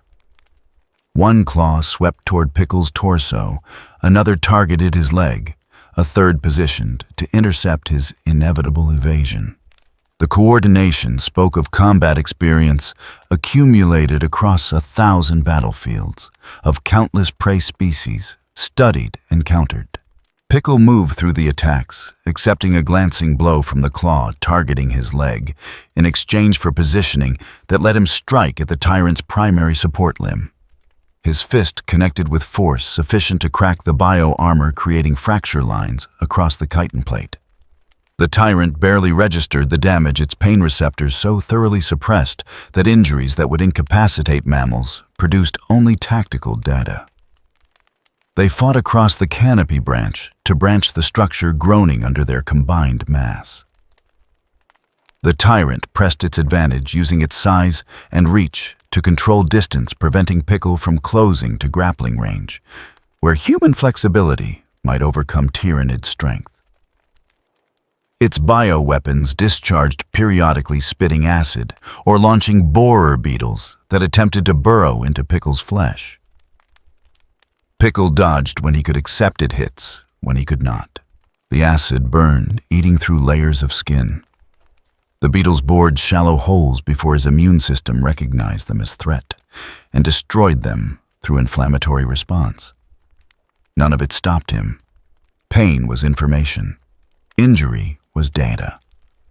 As long as his body functioned, he would continue fighting.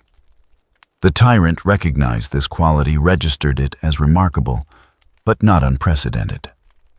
The hive mind had encountered species with enhanced pain tolerance, had consumed and cataloged their genetic advantages. What puzzled the Gestalt consciousness was the absence of fear response. Every other organism the hive mind had faced demonstrated some pattern of behavior modification when injured severely. fight or flight aggression or evasion, something that indicated psychological impact of accumulated damage. This creature showed nothing. It fought with the same efficiency at critical injury that it had demonstrated when fresh, as if pain and damage and proximity to death meant nothing except tactical variables to be incorporated into ongoing combat analysis. The tyrant attempted to overwhelm him through sheer force, abandoning tactical sophistication, a for brutal assault. All four limbs struck simultaneously claws and talons and crushing grips that should have pulped organs and shattered bone. Pickle met the assault with his own attack, sacrificing defense, entirely accepting catastrophic damage in exchange for the opportunity to strike the tyrant's head. His fingers found the gap where the creature's cranial armor joined its neck, the articulation point where even tyrannid bioengineering had to allow flexibility. He gripped, pulled, used his legs against the tyrant's torso for leverage. The position left him completely exposed. The tyrant's lower claws tearing through his abdomen, its fangs finding his shoulder and biting deep. He did not release his grip, did not stop pulling. His entire body became a single tool, designed for one purpose, separating this thing's head from its body. The tyrant thrashed its combat programming, recognizing genuine danger, but unable to dislodge Pickle without releasing its own holds. They were locked together, mutually destructive, each capable of killing the other, given sufficient time. The tyrant's neck began to tear. Not cleanly, not through any designed weak point, but through simple, overwhelming force, applied beyond structural tolerances. Bioarmor cracked. Muscle fibers separated. The neural connections linking the tyrant to the hive mind frayed and snapped, synaptic pathways dying as the physical conduit was destroyed. The tyrant died with its fangs still buried in Pickle's flesh, its claws still lodged in his abdomen. Its massive body convulsed, then went still, the gestalt consciousness that animated it withdrawing as the connection terminated. The lesser organisms throughout the forest paused momentarily, disoriented as their primary synaptic node ceased function. Pickle pulled himself free from the tyrant's grip, his movements slow with exhaustion and injury. His abdomen was torn open, intestines visible, blood flowing freely from wounds too numerous to count. He should have been dying, should have collapsed from blood loss and shock and simple accumulated damage. He did not collapse. He reached into the tyrant's body cavity, finding the primary ganglion, the enlarged nerve cluster that had served as this creature's brain. He tore it free and bit into it, consuming the tissue that held genetic memory and synaptic engrams. The hive mind recoiled. Not physically, but psychically, its vast distributed consciousness registering an impossibility. This creature was consuming tyrannid genetic material, exposing itself to the most virulent biological pathogens the hive fleet had evolved, introducing into its body the very vectors through which tyrannid infection spread. Nothing happened. Pickle's immune system recognized the foreign proteins, analyzed them, destroyed them. The tyrannid genetic material that should have begun rewriting his cellular structure at the molecular level was simply broken down and processed like any other protein. His body extracted nutrients and discarded waste, utterly indifferent to the fact that it was consuming something designed to be unconsumed. The hive mind had no framework for this result. In 10,000 years of consuming galaxies, it had encountered species resistant to infection, had faced organisms with immune responses capable of slowing or preventing immediate corruption. But never had it witnessed complete immunity, absolute rejection of tyrannid genetic supremacy. For the first time in its existence, the hive mind felt something approximating uncertainty. This organism represented genetic advantages the collective consciousness could not categorize, could not replicate, could not consume. It existed outside the hive mind's paradigm of biological evolution, as if it had arrived from a different cosmos where life operated under alternate principles. The lesser organisms withdrew following commands that placed caution over aggression. The hive mind would study this data, would analyze the combat recordings stored in its synaptic creature's memories, would attempt to develop counter-strategies before committing more resources. Pickle climbed down from the canopy, his movements slow, his body demanding rest that he could not safely take while surrounded by potential threats. He needed shelter, needed water, needed time for his body to repair damage that should have been fatal. He found a cave, more cliff overhang than true cavern, but adequate for his purposes. He crawled inside, positioned himself where he could observe the approach, and allowed his body to begin the work of healing. His breathing slowed. His heartbeat decreased. He entered a state between sleep and waking, his consciousness reduced to monitoring basic threat assessment, while his biology focused entirely on survival. Days passed, perhaps weeks. Time lost meaning when reduced to cycles of pain decreasing and strength returning. His body knitted itself back together, cellular regeneration occurring at rates that should not have been possible without medical intervention or augmentation. But Pickle's flesh had been refined through 200 million years of surviving in environments where injury was constant and medical aid non-existent. When he finally emerged from the cave, his wounds had closed, leaving only scars that would fade with time.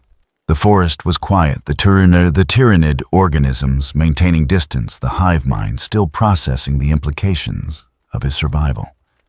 Vorgan Prime had received a new apex predator, one that the hive mind could not consume, could not infect, could not overcome through the simple biological supremacy that had conquered 1,000 worlds. The collective consciousness would try again, would develop new strategies, would throw more complex organisms against this impossible creature. But deep in its vast distributed awareness, in the portions of itself that approximated strategic thinking, the hive mind recognized a disturbing truth. This organism was not superior through genetic engineering or evolutionary complexity. It was superior through simplicity, through the reduction of survival to its most fundamental imperative: live, no matter what, no matter how. Just live. And in that simple mandate lay power that even the hive mind, with all its accumulated genetic knowledge, could not replicate. Because the hive mind survived through adaptation and consumption, through incorporating the strengths of defeated species into its ever-evolving form. But Pickle survived through refusal, through the rejection of any force that claimed authority over his continued existence. The hive mind could adapt to any threat, could evolve past any obstacle, could consume and grow and spread until galaxies fell silent before its advance. But it could not adapt to something that existed outside adaptation's framework, could not evolve past something that did not play the game of biological supremacy, could not consume something that refused to be consumed. Pickle was not superior evolution. He was evolution's opposite. Pure stasis perfected through timescales that made even the hive mind's existence seem momentary. Flesh that had learned to survive so completely that it no longer needed to change, no longer needed to adapt, no longer needed anything except the will to keep breathing.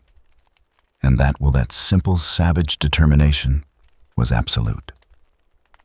The death world would remember him, not as conqueror or savior, but as the creature that survived when survival should have been impossible, that fought the swarm and walked away, that consumed the unconsumed and remained uncorrupted, the flesh that remembered how to be alive in a universe that had forgotten such knowledge was possible, pure, indomitable, eternal, alive.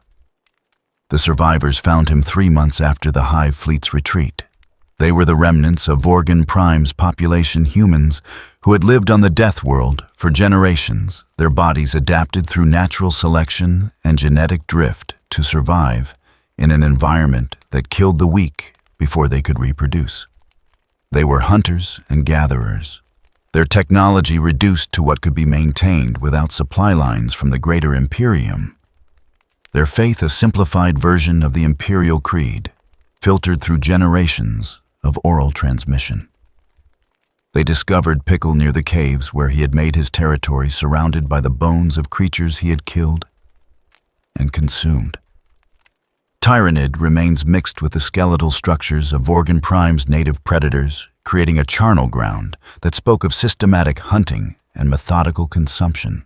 He sat among the bones, working a piece of chitin into a crude blade, his hands moving with the unconscious efficiency of repetition, refined through practice.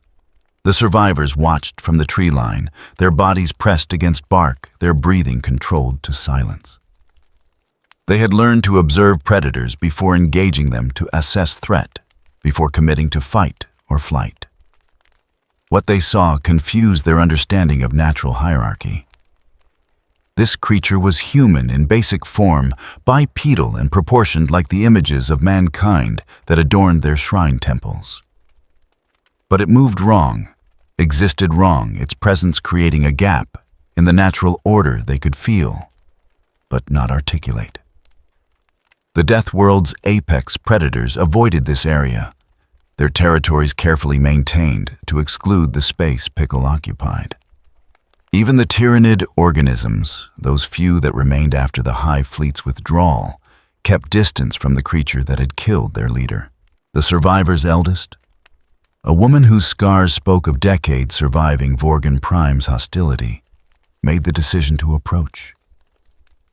She emerged from the tree line, her hands empty of weapons, her posture submissive, in the way that communicated non-aggression to the Death World's social predators.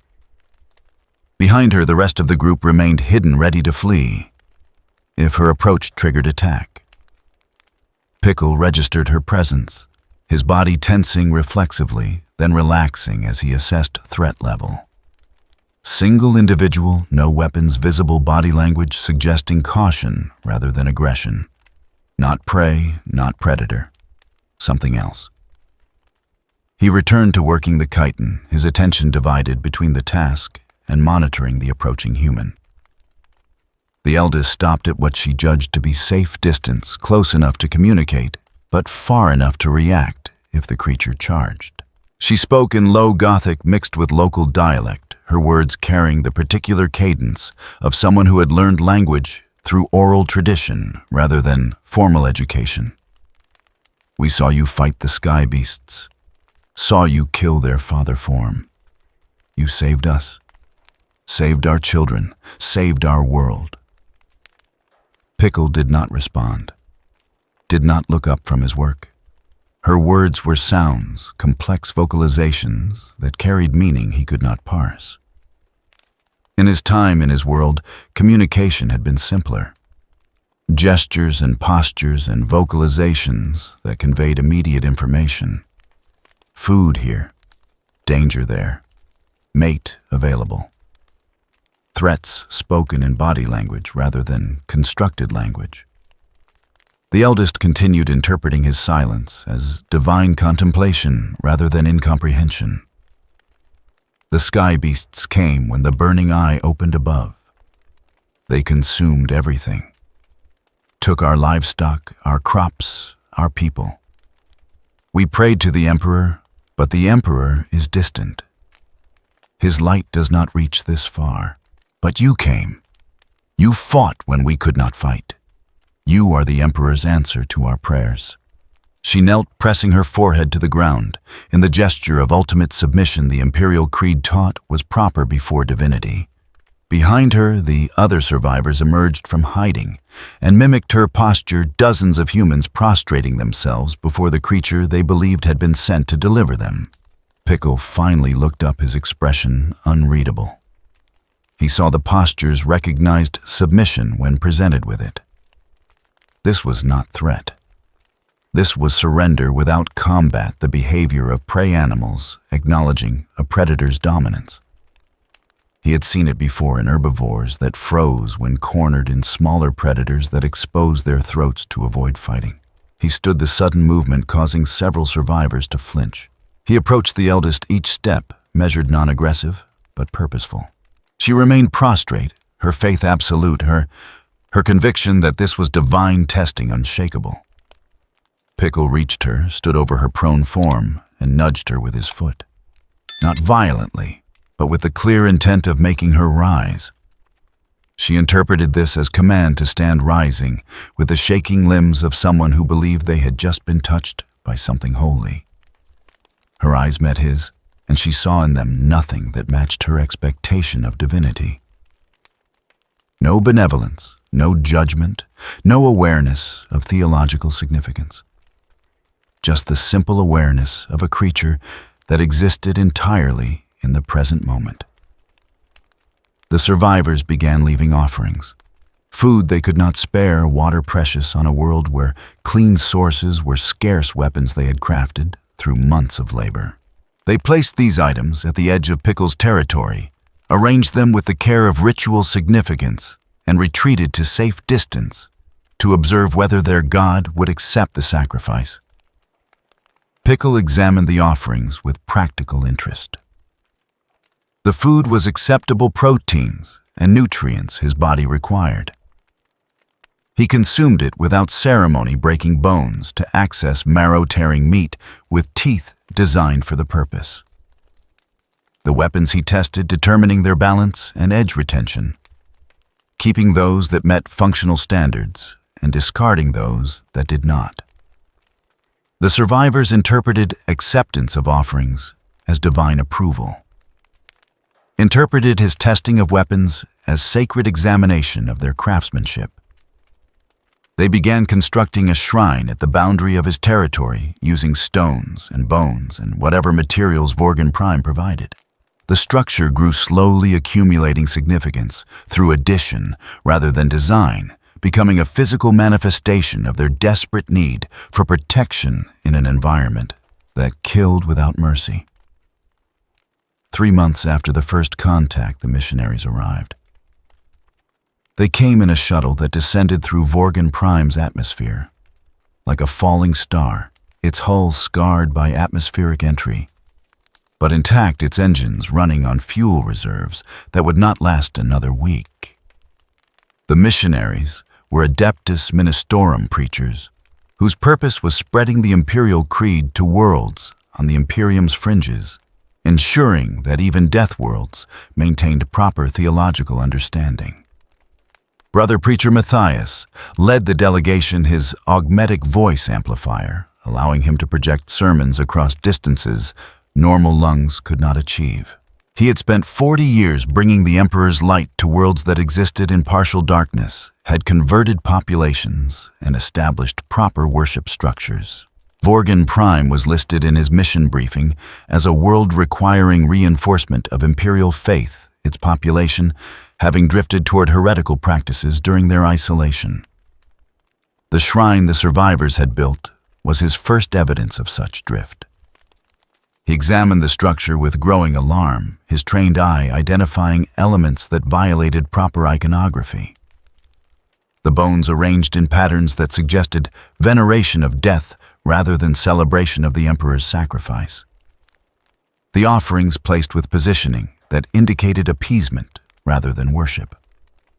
The complete absence of Aquilas or other imperial symbols. Heresy, he declared to his fellow missionaries. They have forgotten the Emperor and created false idols to fill the void. We will correct this deviation. They approached the survivors' settlement with the confidence of men who carried the Emperor's authority and the Imperium's backing. The survivors greeted them with mixture of hope and confusion, their isolation having left them uncertain about proper protocols when faced with official representatives of the throne. Brother Preacher Matthias addressed them from the shuttle's ramp, his amplified voice carrying across the clearing. Citizens of the Imperium, we have come to restore proper faith to this world.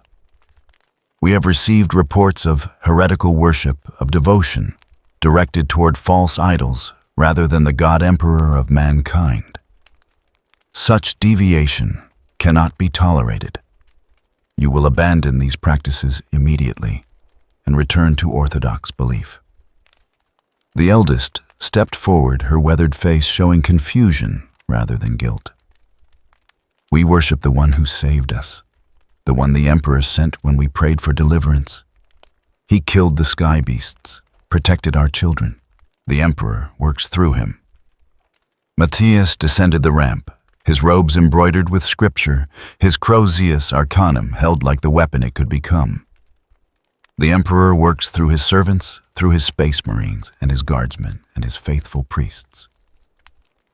The Emperor does not manifest in flesh to fight battles. Such belief is heresy. Where is this creature you have elevated to divine status? The survivors led the missionaries to the shrine, their steps reluctant, their instincts warning them that this confrontation would not end peacefully. Pickle was where they expected him, working on a shelter he had been constructing from salvaged materials and native vegetation. He registered the approaching group, noted the new individuals whose scents carried unfamiliar markers, and continued his work. Brother Preacher Matthias observed Pickle with the analytical eye of someone trained to identify corruption and deviation. He saw a human male, unaugmented naked, except for crude wrappings made from animal hide and tyrannid chitin. Covered in scars that spoke of sustained combat, moving with efficiency that suggested either extensive training or significant experience. But nothing that indicated divinity or even particularly unusual capability. You worship this Matthias's voice carried contempt that his theological training should have suppressed, but decades of confronting heresy had eroded. This is a man. Merely a man, perhaps an unusually resilient survivor, perhaps someone with useful combat instincts. But he is not divine. He is not even sanctioned by the Imperium. He is at best an unregistered combatant. At worst, a potential mutant or heretic who has deceived you through tricks or violence.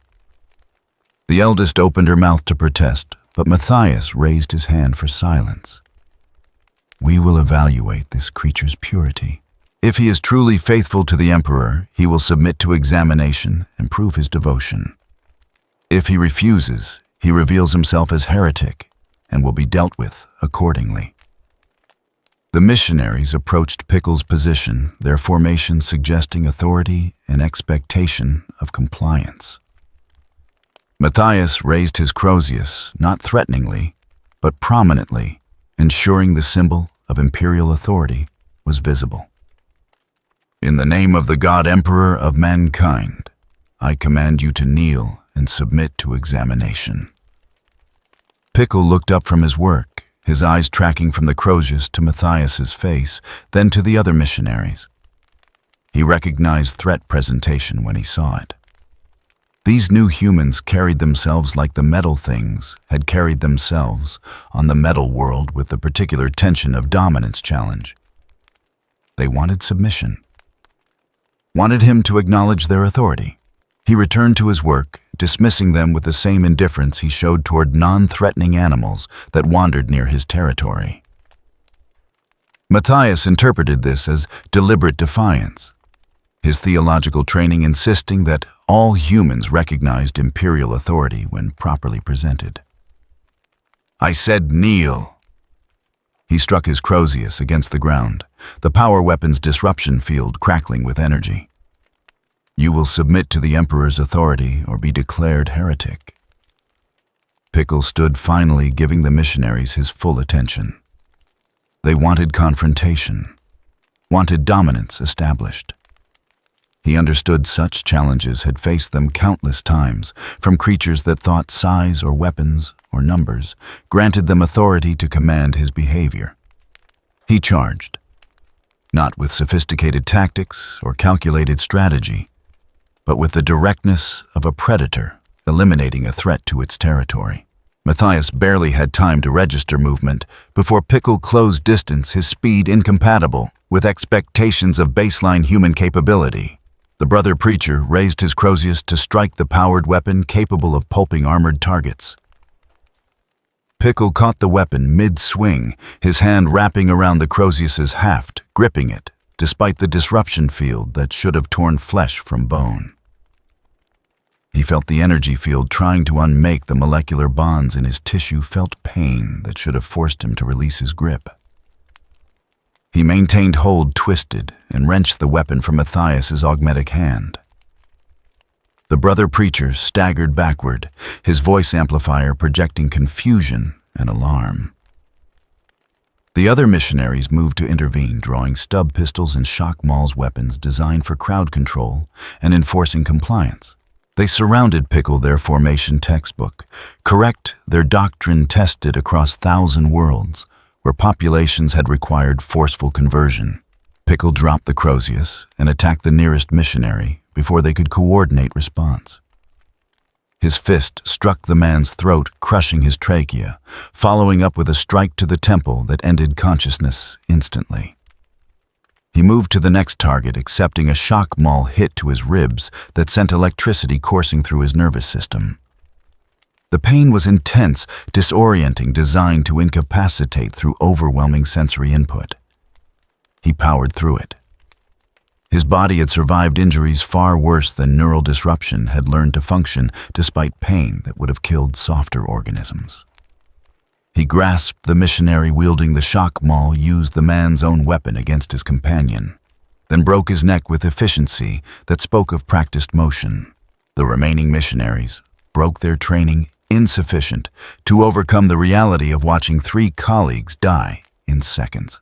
They fled toward the shuttle, their doctrinal certainty evaporating, before the simple truth that faith did not grant immunity to violence.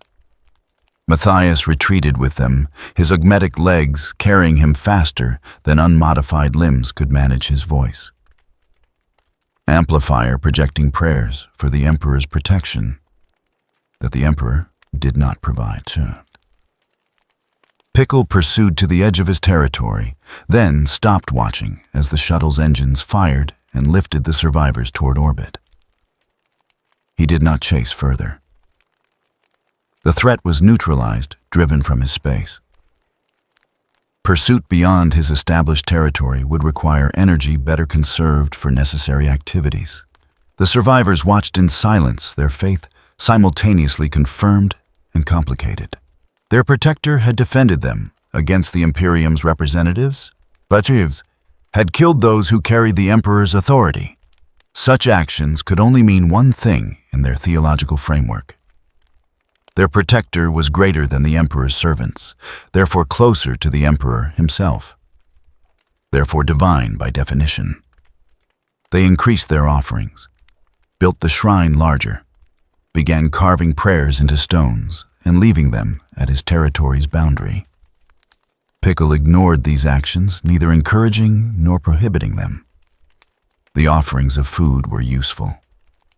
The prayers and structures meant nothing to him, neither threat nor benefit. But something changed in the death world itself. The survivors' constant presence, their prayers and faith and desperate belief in protection created a kind of psychic resonance. Nothing so organized as worship that could manifest warp entities, but a background hum of human emotion and need focused on a single point. That focus that concentrated attention from desperate souls should have created warp presence around Pickle, should have begun the process of elevating him to minor godhood through belief's reality-warping power. It did not. The faith directed toward Pickle found no purchase encountering the same void that warp energy encountered when trying to corrupt his flesh. He remained exactly what he had always been, regardless of how many humans believed him divine. Their faith did not transform him, because transformation required spiritual presence to be transformed. Pickle had none. The Imperium's response came 2 months later. Not missionaries this time, but a single inquisitor aboard a vessel whose weapons could crack continents. Inquisitor Valen had reviewed Brother Preacher Matthias's report, had studied the pit captures, showing the creature had consulted with his ordo's most learned scholars about the theological implications. His conclusion was simple and absolute. This creature, whatever it was, represented a threat to imperial faith structure by its mere existence. It demonstrated survival without prayer, victory without invoking the Emperor's name, continued existence without proper devotion. It was living proof that humanity could survive without the imperial creed, without the theological framework that held the Imperium together across 1,000,000 worlds. Such proof could not be permitted to exist.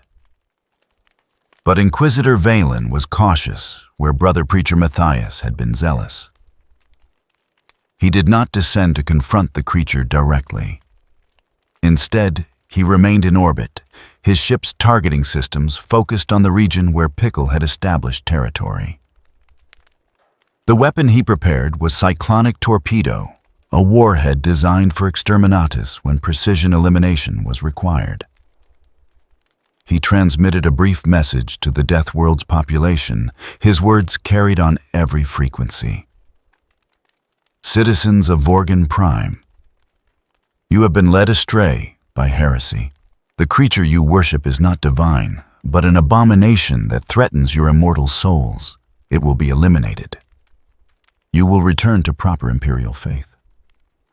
This is not negotiation. This is not request. This is the Emperor's will made manifest. The survivors heard the message, understood its implications, and refused to abandon their protector. They gathered at the shrine, their bodies creating a human shield around the territory where Pickle lived. If the Inquisitor fired, he would kill them all. Would murder imperial citizens to destroy the creature they believed had saved them. Inquisitor Valen did not hesitate. He gave the order. The cyclonic torpedo launched its trajectory, calculated to vaporize everything within a 100-kilometer radius, ensuring complete elimination of the target and all associated heretical elements. Pickle felt the change in atmospheric pressure, the particular vibration that preceded incoming objects of significant mass. He looked skyward, his eyes tracking the descending warhead through instinct rather than understanding. He recognized danger without comprehending its nature, knew that something deadly approached, but not what form that death would take. He could not outrun it, could not hide from it, could only face it with the same determination he faced every other threat that sought to end his existence. The torpedo struck. Reality became fire and pressure and force beyond any natural scale. The explosion carved a crater, measured in kilometers, turned the matter to plasma, released energy equivalent to small stars dying. Everything within the blast radius ceased to exist in any meaningful form, matter broken down to component atoms and scattered across Vorgan Prime's atmosphere. When the fire cleared, when the pressure wave dissipated, when the dust finally settled enough to permit observation, Inquisitor Valen's sensors detected something impossible. A single life sign. Weak, damaged, barely detectable, but present. At the crater's exact center, buried under meters of fused stone and ash, Pickle's body remained. His flesh was charred bones, fractured organs, catastrophically damaged. He should have been dead. Should have been vaporized. Should have ceased existing in any form recognizable as life. His heart still beat, slowly, irregularly, but beating. His lungs still drew breath, pulling in superheated air that should have seared tissue beyond recovery. His cells still functioned, still attempted to repair damage that exceeded any reasonable capacity for regeneration. He lived. Not because of faith or divine protection or warp intervention.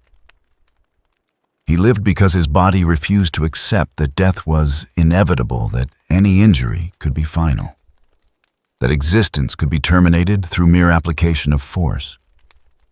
Inquisitor Valen observed this data with something approaching horror.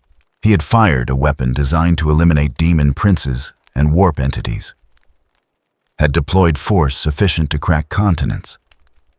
And this creature, this impossible piece of flesh, survived through nothing except biological refusal to die. He did not fire again, did not attempt to finish what he had started, because he understood with the terrible clarity of someone who had studied Xenos and chaos and every threat the Imperium faced that this creature could not be killed, not through conventional means, not through overwhelming force, not through any method the Imperium possessed, because Pickle did not survive through any advantage that could be countered or any weakness that could be exploited. He survived through the fundamental property of existence itself, through life's basic mandate that it would continue until some force proved absolutely capable of ending it.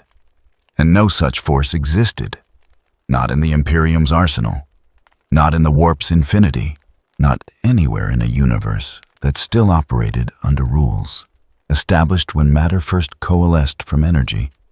Inquisitor Valen withdrew his ship, transmitted a final report to his Ordo, and recommended Vorgan Prime be placed under permanent quarantine.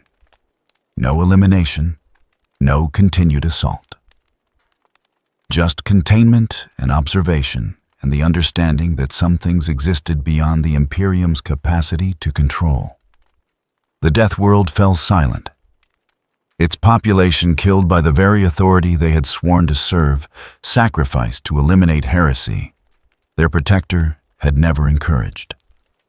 Pickle remained buried beneath fused stone, his body slowly healing his consciousness, reduced to monitoring basic threat assessment, while his biology performed miracles of regeneration.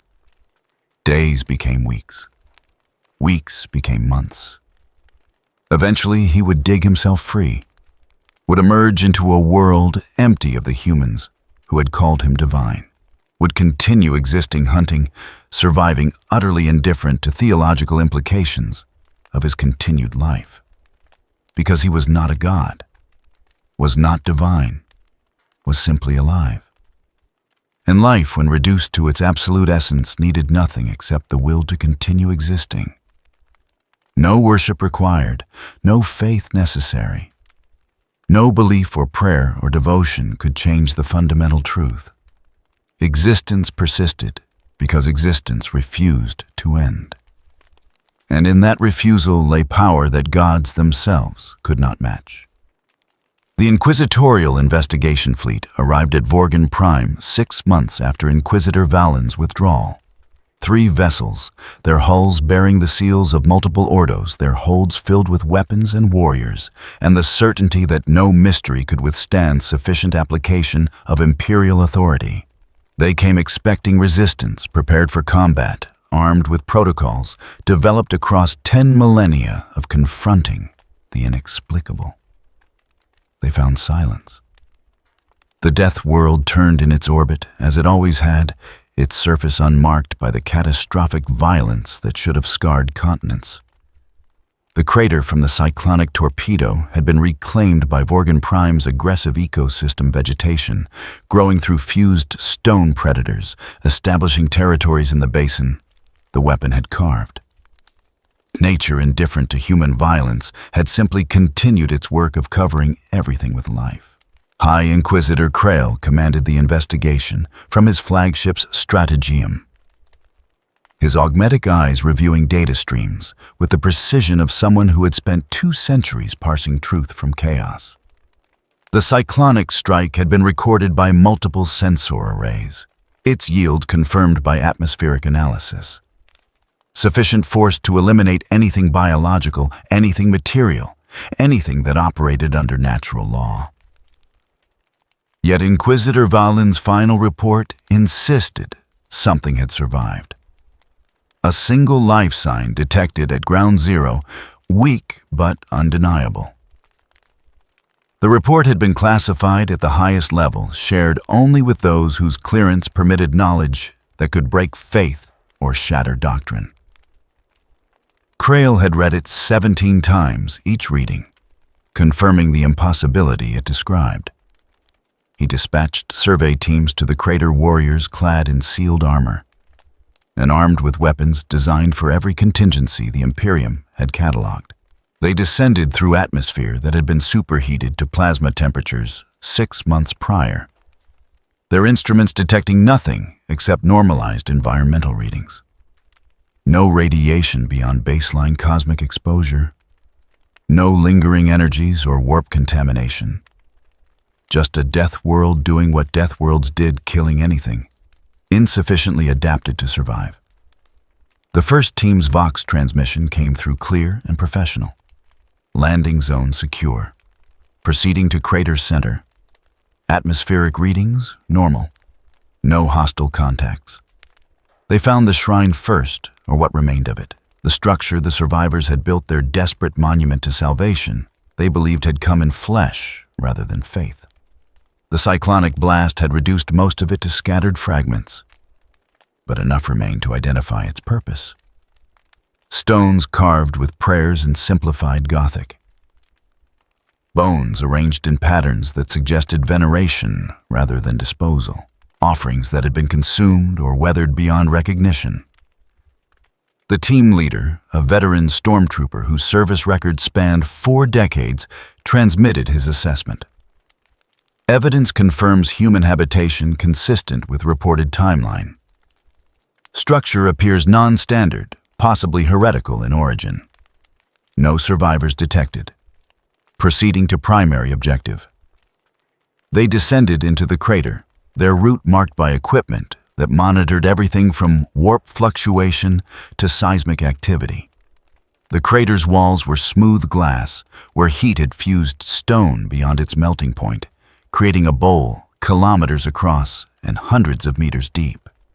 At the center, where the torpedo had struck the glass, was thickest layered like sediment from successive waves of molten material cooling and solidifying. The team's geologists examined the formation with instruments that could date rock to the millennium and identify composition down to trace elements. Her report carried confusion that her training should have eliminated. High Inquisitor, the crater center shows geological disturbance inconsistent with weapon impact alone. Something excavated through 30 meters of fused stone. From the inside.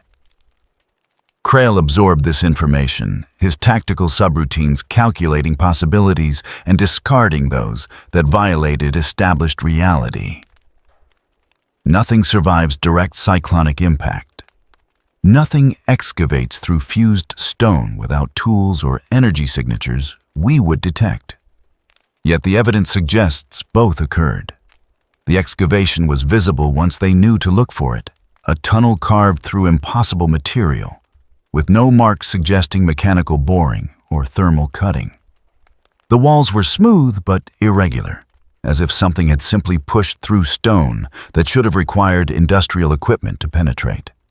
The tunnel angled upward from the crater's deepest point, following the most efficient path to the surface. The team entered the tunnel, their weapons tracking shadows their lights created. The passage was barely wide enough for a human to crawl through its dimensions, suggesting something person-sized had created it. But the force required to displace that much fused stone exceeded anything human muscle could generate, augmented or otherwise. They emerged on the crater's far side, where vegetation had begun reclaiming the devastation. The tunnel's exit was partially concealed by growth that should have taken years to establish, but had sprouted in months. Vorgan Prime's ecosystem, operating on accelerated timescales that defied standard botanical models. Beyond the exit, they found tracks. Not footprints in the conventional sense, but compressed vegetation and displaced stone that marked a trail leading into the forest. The spacing suggested bipedal locomotion. The depth indicated significant mass. The pattern spoke of someone moving with purpose rather than wandering. The trail was 6 months old, but still visible, as if the death world itself maintained record of what had passed through it. "Follow it," Krail commanded. "I want to know where it leads."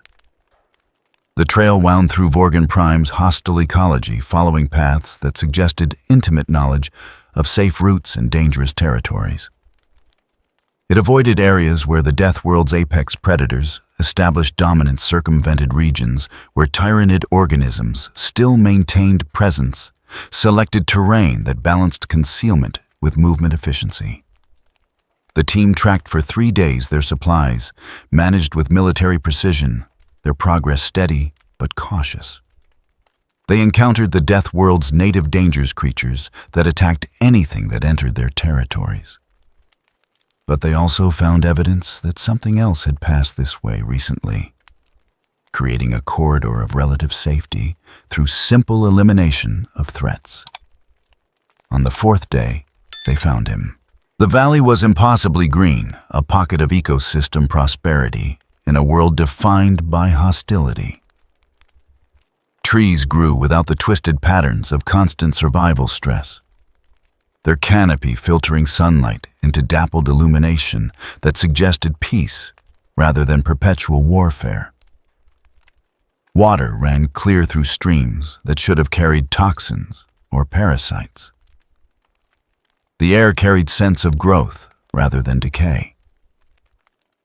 At the valley's heart, surrounded by vegetation that had organized itself into something approaching a garden without quite achieving cultivation's intentionality, Pickle sat motionless. His body bore scars. The cyclonic strike had created burn patterns across flesh that had been exposed to temperatures that vaporized armor plate.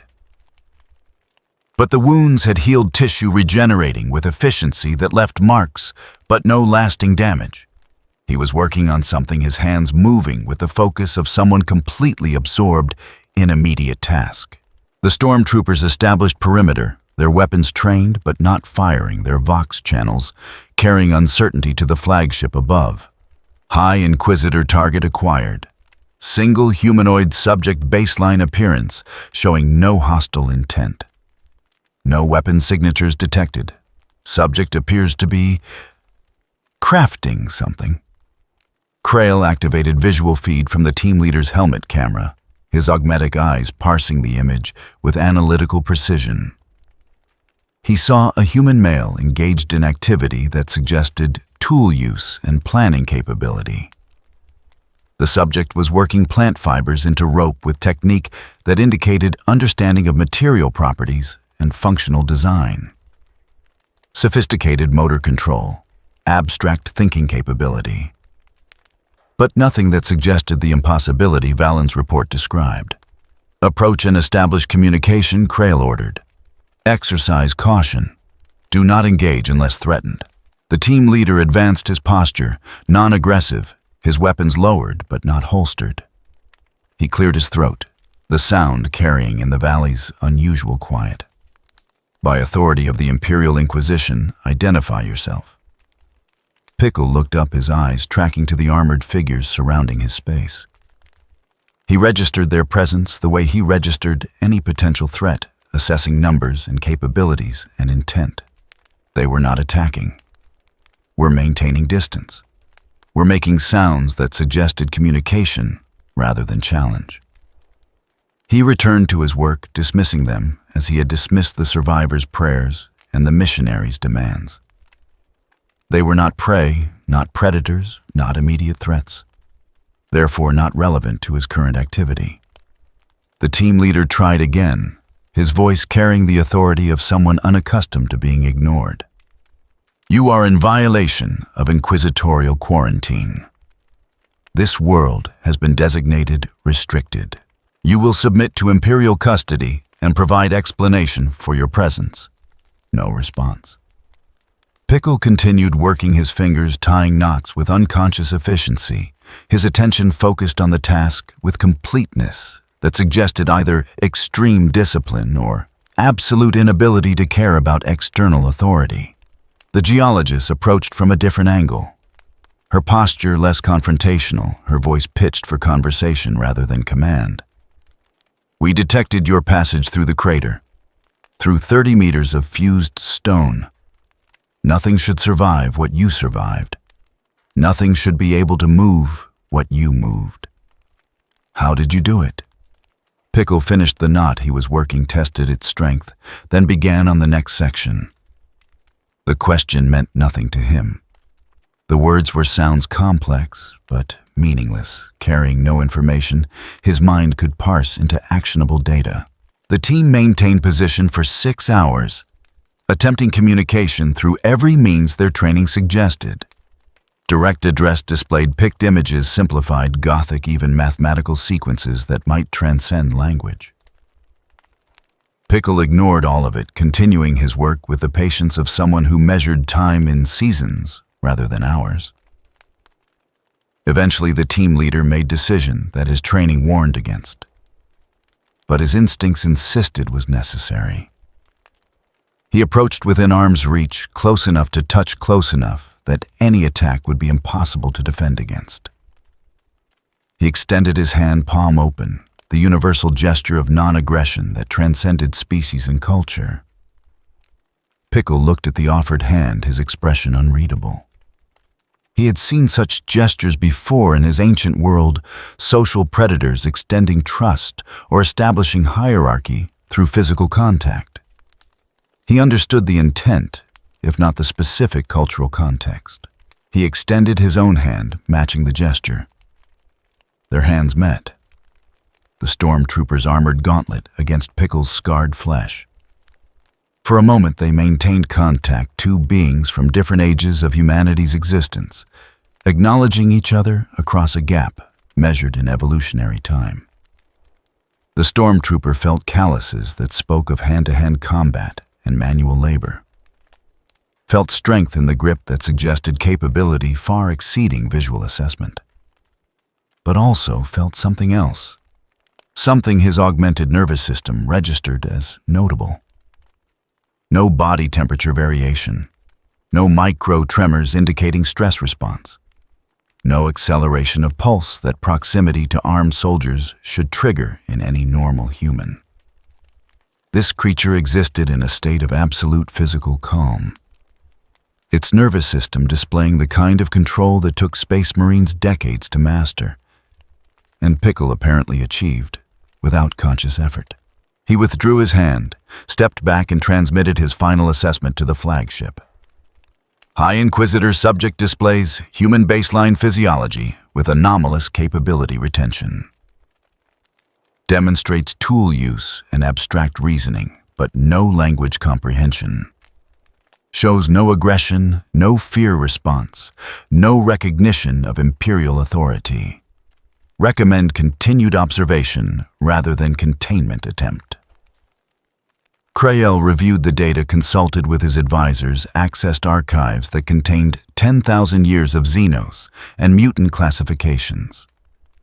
He found no match, no category that adequately described what his team had discovered. Not mutation, not genetic deviation, not Xenos infiltration. Something else entirely.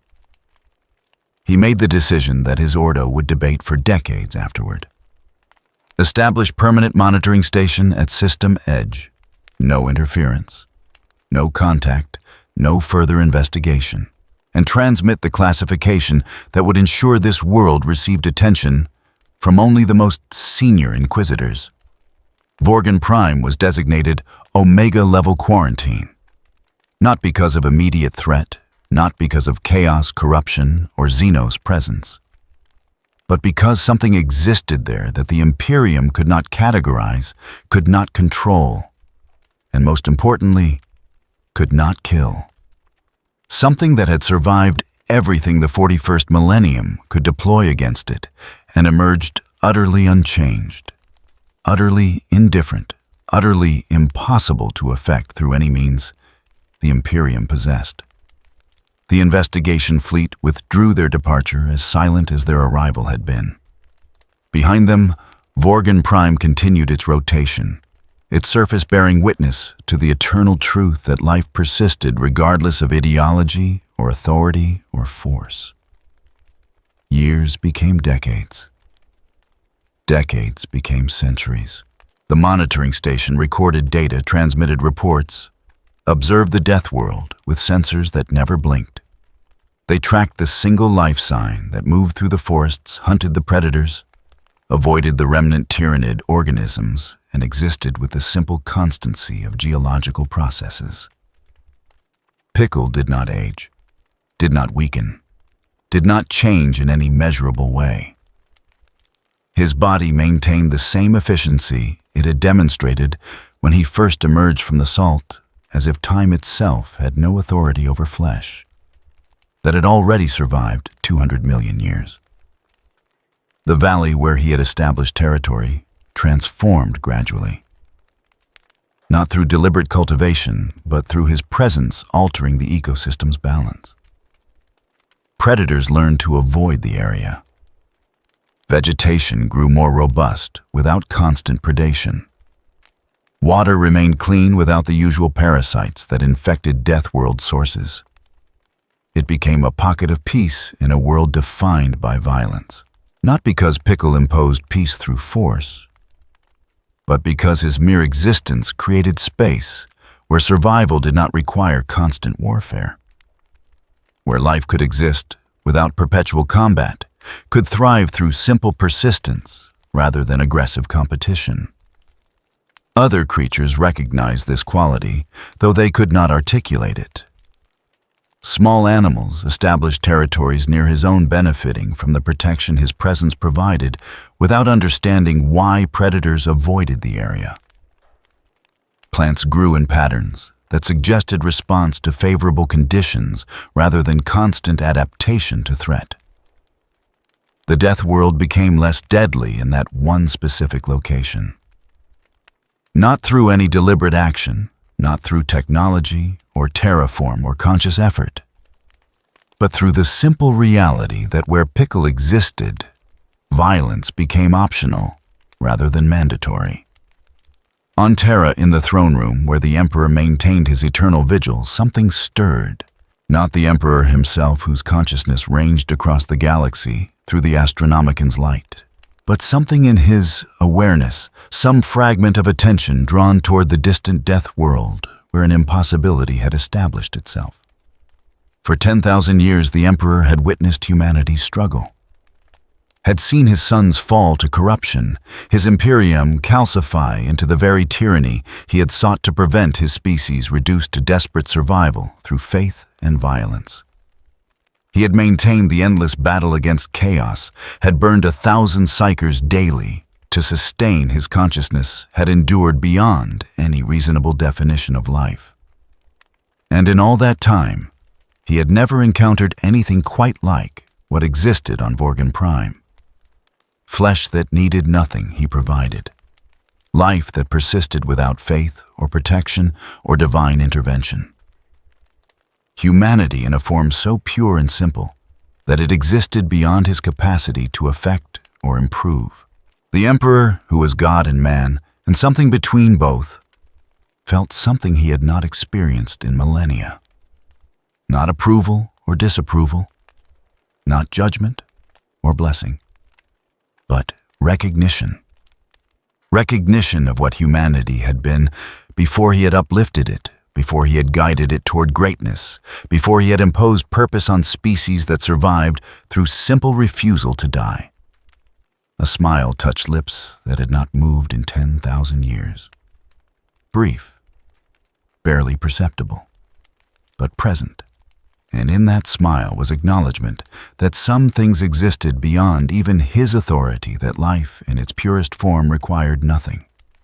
He could provide that humanity's greatest strength had never been his gifts, but its fundamental refusal to surrender to any force that claimed dominance over its existence. On Vorgan Prime, Pickle felt nothing of this divine attention. He sat in his valley surrounded by peace he had not sought, but had somehow created and continued the work of living. Breathing, moving, existing, requiring nothing except the determination to continue existing. Simple, savage, eternal. And in that simplicity lay truth that the Imperium spent 10,000 years trying to suppress. That humanity did not need saving, did not need gods or leaders or doctrine or faith. It simply needed to remember what it had always been: alive. And in being alive, possessing power that transcended all the forces arrayed against it. the power of existence refusing to end. Pure, indomitable, uncorrupted by anything except the fundamental mandate to survive. The flesh that remembered how to live. The document existed in a vault that officially did not exist within a fortress monastery, whose location was redacted from every star chart on a world whose name had been struck from imperial records 5,000 years prior. The Inquisition maintained such places for knowledge too dangerous to destroy, but too heretical to preserve in accessible archives. Truths that could shatter faith, facts that contradicted doctrine, evidence that the universe operated under principles the Imperium could not acknowledge. High Inquisitor Krael had spent the final decade of his life compiling the document, knowing that its completion would mark him for either assassination or forced retirement into monitored seclusion. He wrote in High Gothic so formal it bordered on archaic, using terminology that predated the Imperium's formation, reaching back to humanity's earliest attempts to categorize existence. The document bore no official designation, no reference number, no classification marking that would allow it to be filed within the Inquisition's labyrinthine record-keeping systems. It existed as singular manuscript, handwritten on vellum, made from materials that would decompose if exposed to air for longer than 3 hours, ensuring it could only be read within the vault's controlled environment. 3 copies existed. The original remained sealed behind wards that would incinerate anyone attempting unauthorized access. The second was kept in a lockbox whose combination was known only to the Lord Inquisitor of the Ordo Xenos. The third had been transmitted via encrypted courier to Terra itself, delivered into the hands of the custodian guard with instructions that it be placed in the personal archives of he who sits the golden throne.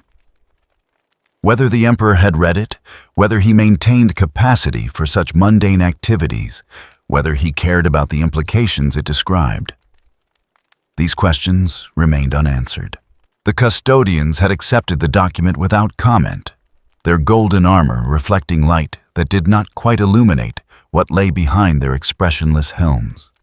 The document's opening paragraph, written in Krell's own hand, steady, despite the palsy that affected his remaining organic limb.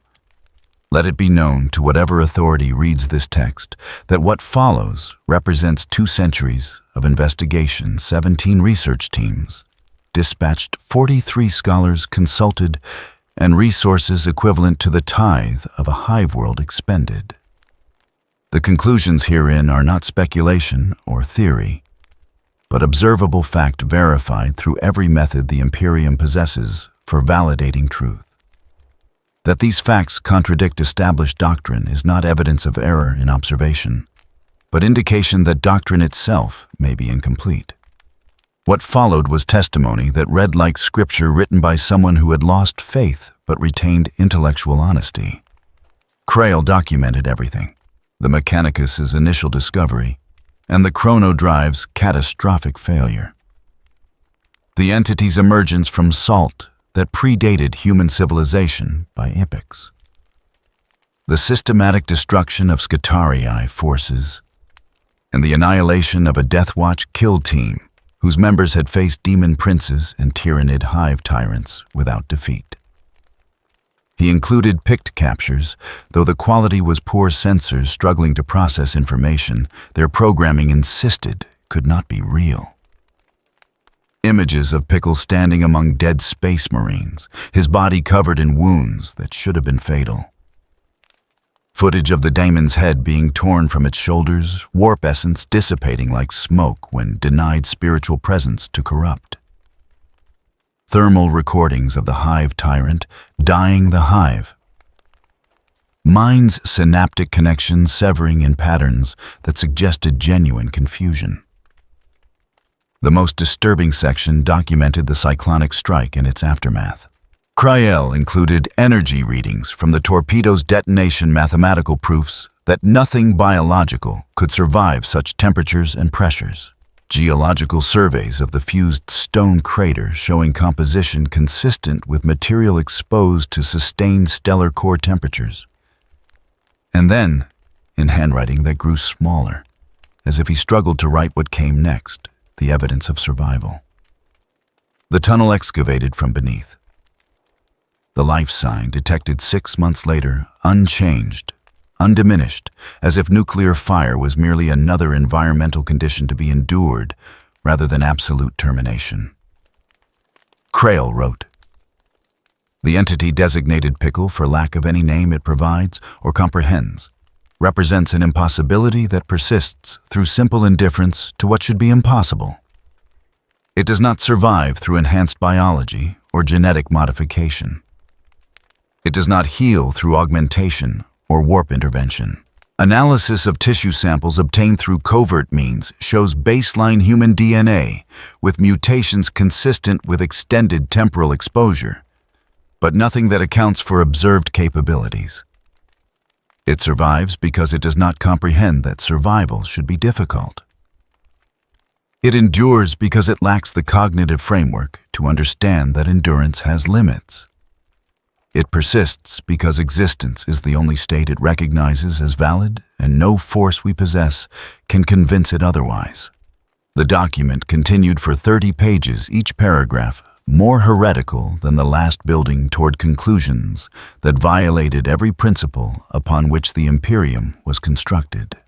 Crael wrote about the survivors who had worshipped Pickle, about their faith creating no warp presence, about prayers directed towards something that lacked spiritual existence, finding no purchase in reality.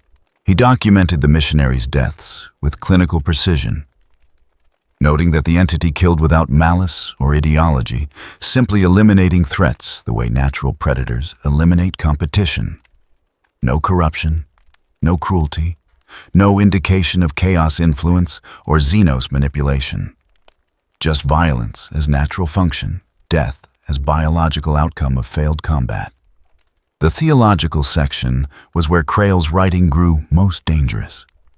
He questioned in language carefully chosen to avoid outright heresy, while suggesting it nonetheless, whether faith was requirement for survival or merely habit humanity had acquired during its rise. He noted that Pickle existed in a state the Imperial Creed insisted was impossible, living without prayer, surviving without divine protection, continuing existence through nothing except biological function. He wrote, "If faith was truly necessary for humanity's survival, this entity should not exist. If the Emperor's protection was truly required for human life to persist in a hostile galaxy, this entity should have been consumed by demons, or corrupted by Xenos, or simply collapsed under the weight of its own biological inadequacy. But it did not. It does not. It continues existing utterly indifferent to theological certainty that insists its survival is impossible. What does this suggest about the nature of faith? What does this imply about the necessity of the Imperial Creed? If even one human can survive without prayer, without devotion, without acknowledging the God Emperor's divinity, then what becomes of the doctrine that insists such things are prerequisite for human survival? I do not write these words to encourage heresy. I write them because truth, however uncomfortable, deserves documentation. The Imperium is built on faith because faith works, because belief shapes reality through the warp, because prayer genuinely does provide protection in a universe where thought and matter are interchangeable. But Pickle exists outside that framework, exists before it. Exists in a state that suggests faith may be a powerful tool, but not fundamental requirement. And that suggestion, that possibility, is more dangerous to Imperial stability than any Xenos invasion or chaos incursion. Because it implies that humanity once survived without the Emperor. And if we survived without him once, we might survive without him again. The document's final section was the most heavily redacted whole paragraphs, obscured by seal marks, that indicated information classified beyond Krail's clearance to record. But fragments remained words visible between the censorship enough to convey meaning to anyone who read carefully.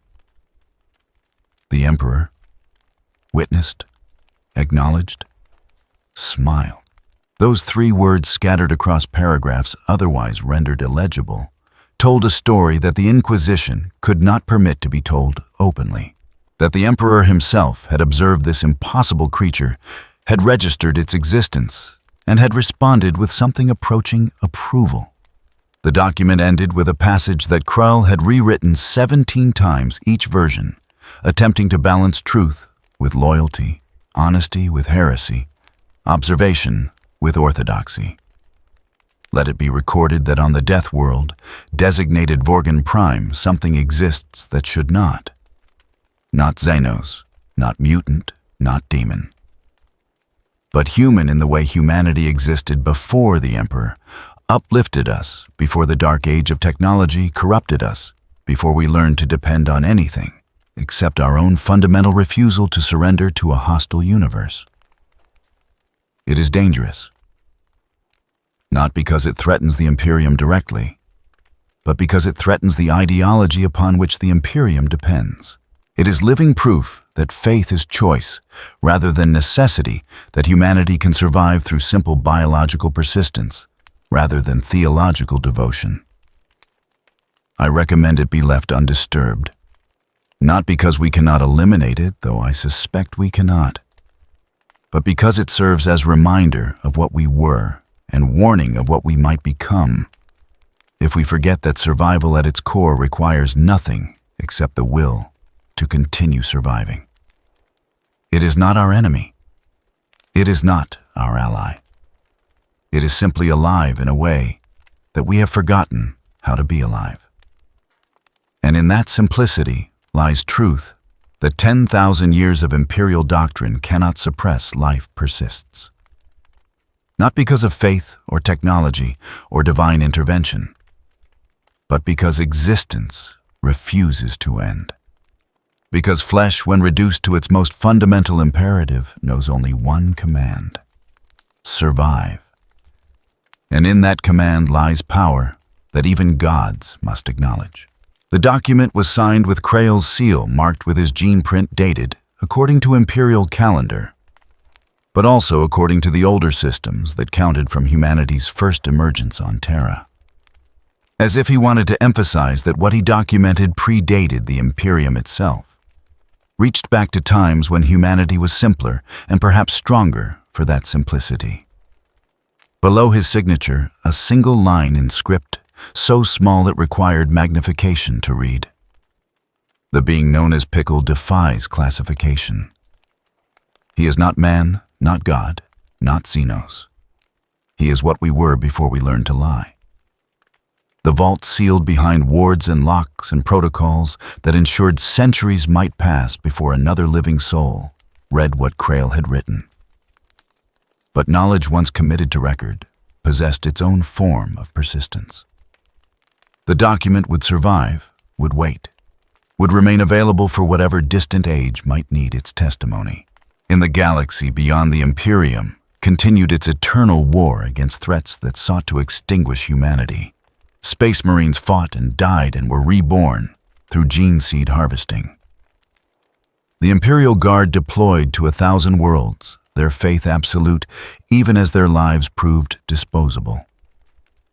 The Inquisition hunted heresy with zealotry that bordered on fanaticism, destroying anything that contradicted doctrine, regardless of whether that contradiction was true. And on Vorgan Prime, in a valley that had become peaceful through presence of something that understood neither peace nor war, Pickle existed. Days became years, became centuries, and he remained unchanged. Hunting when hungry, resting when tired, living because living was what flesh did when nothing had yet killed it. He remembered nothing of the metal world or the warriors he had killed, retained no recollection of demons consumed or swarms defeated. His mind did not store such information in accessible memory. did not catalog experience for future reference. He existed only in the present moment, concerned only with immediate necessities, aware only of what required awareness for continued survival.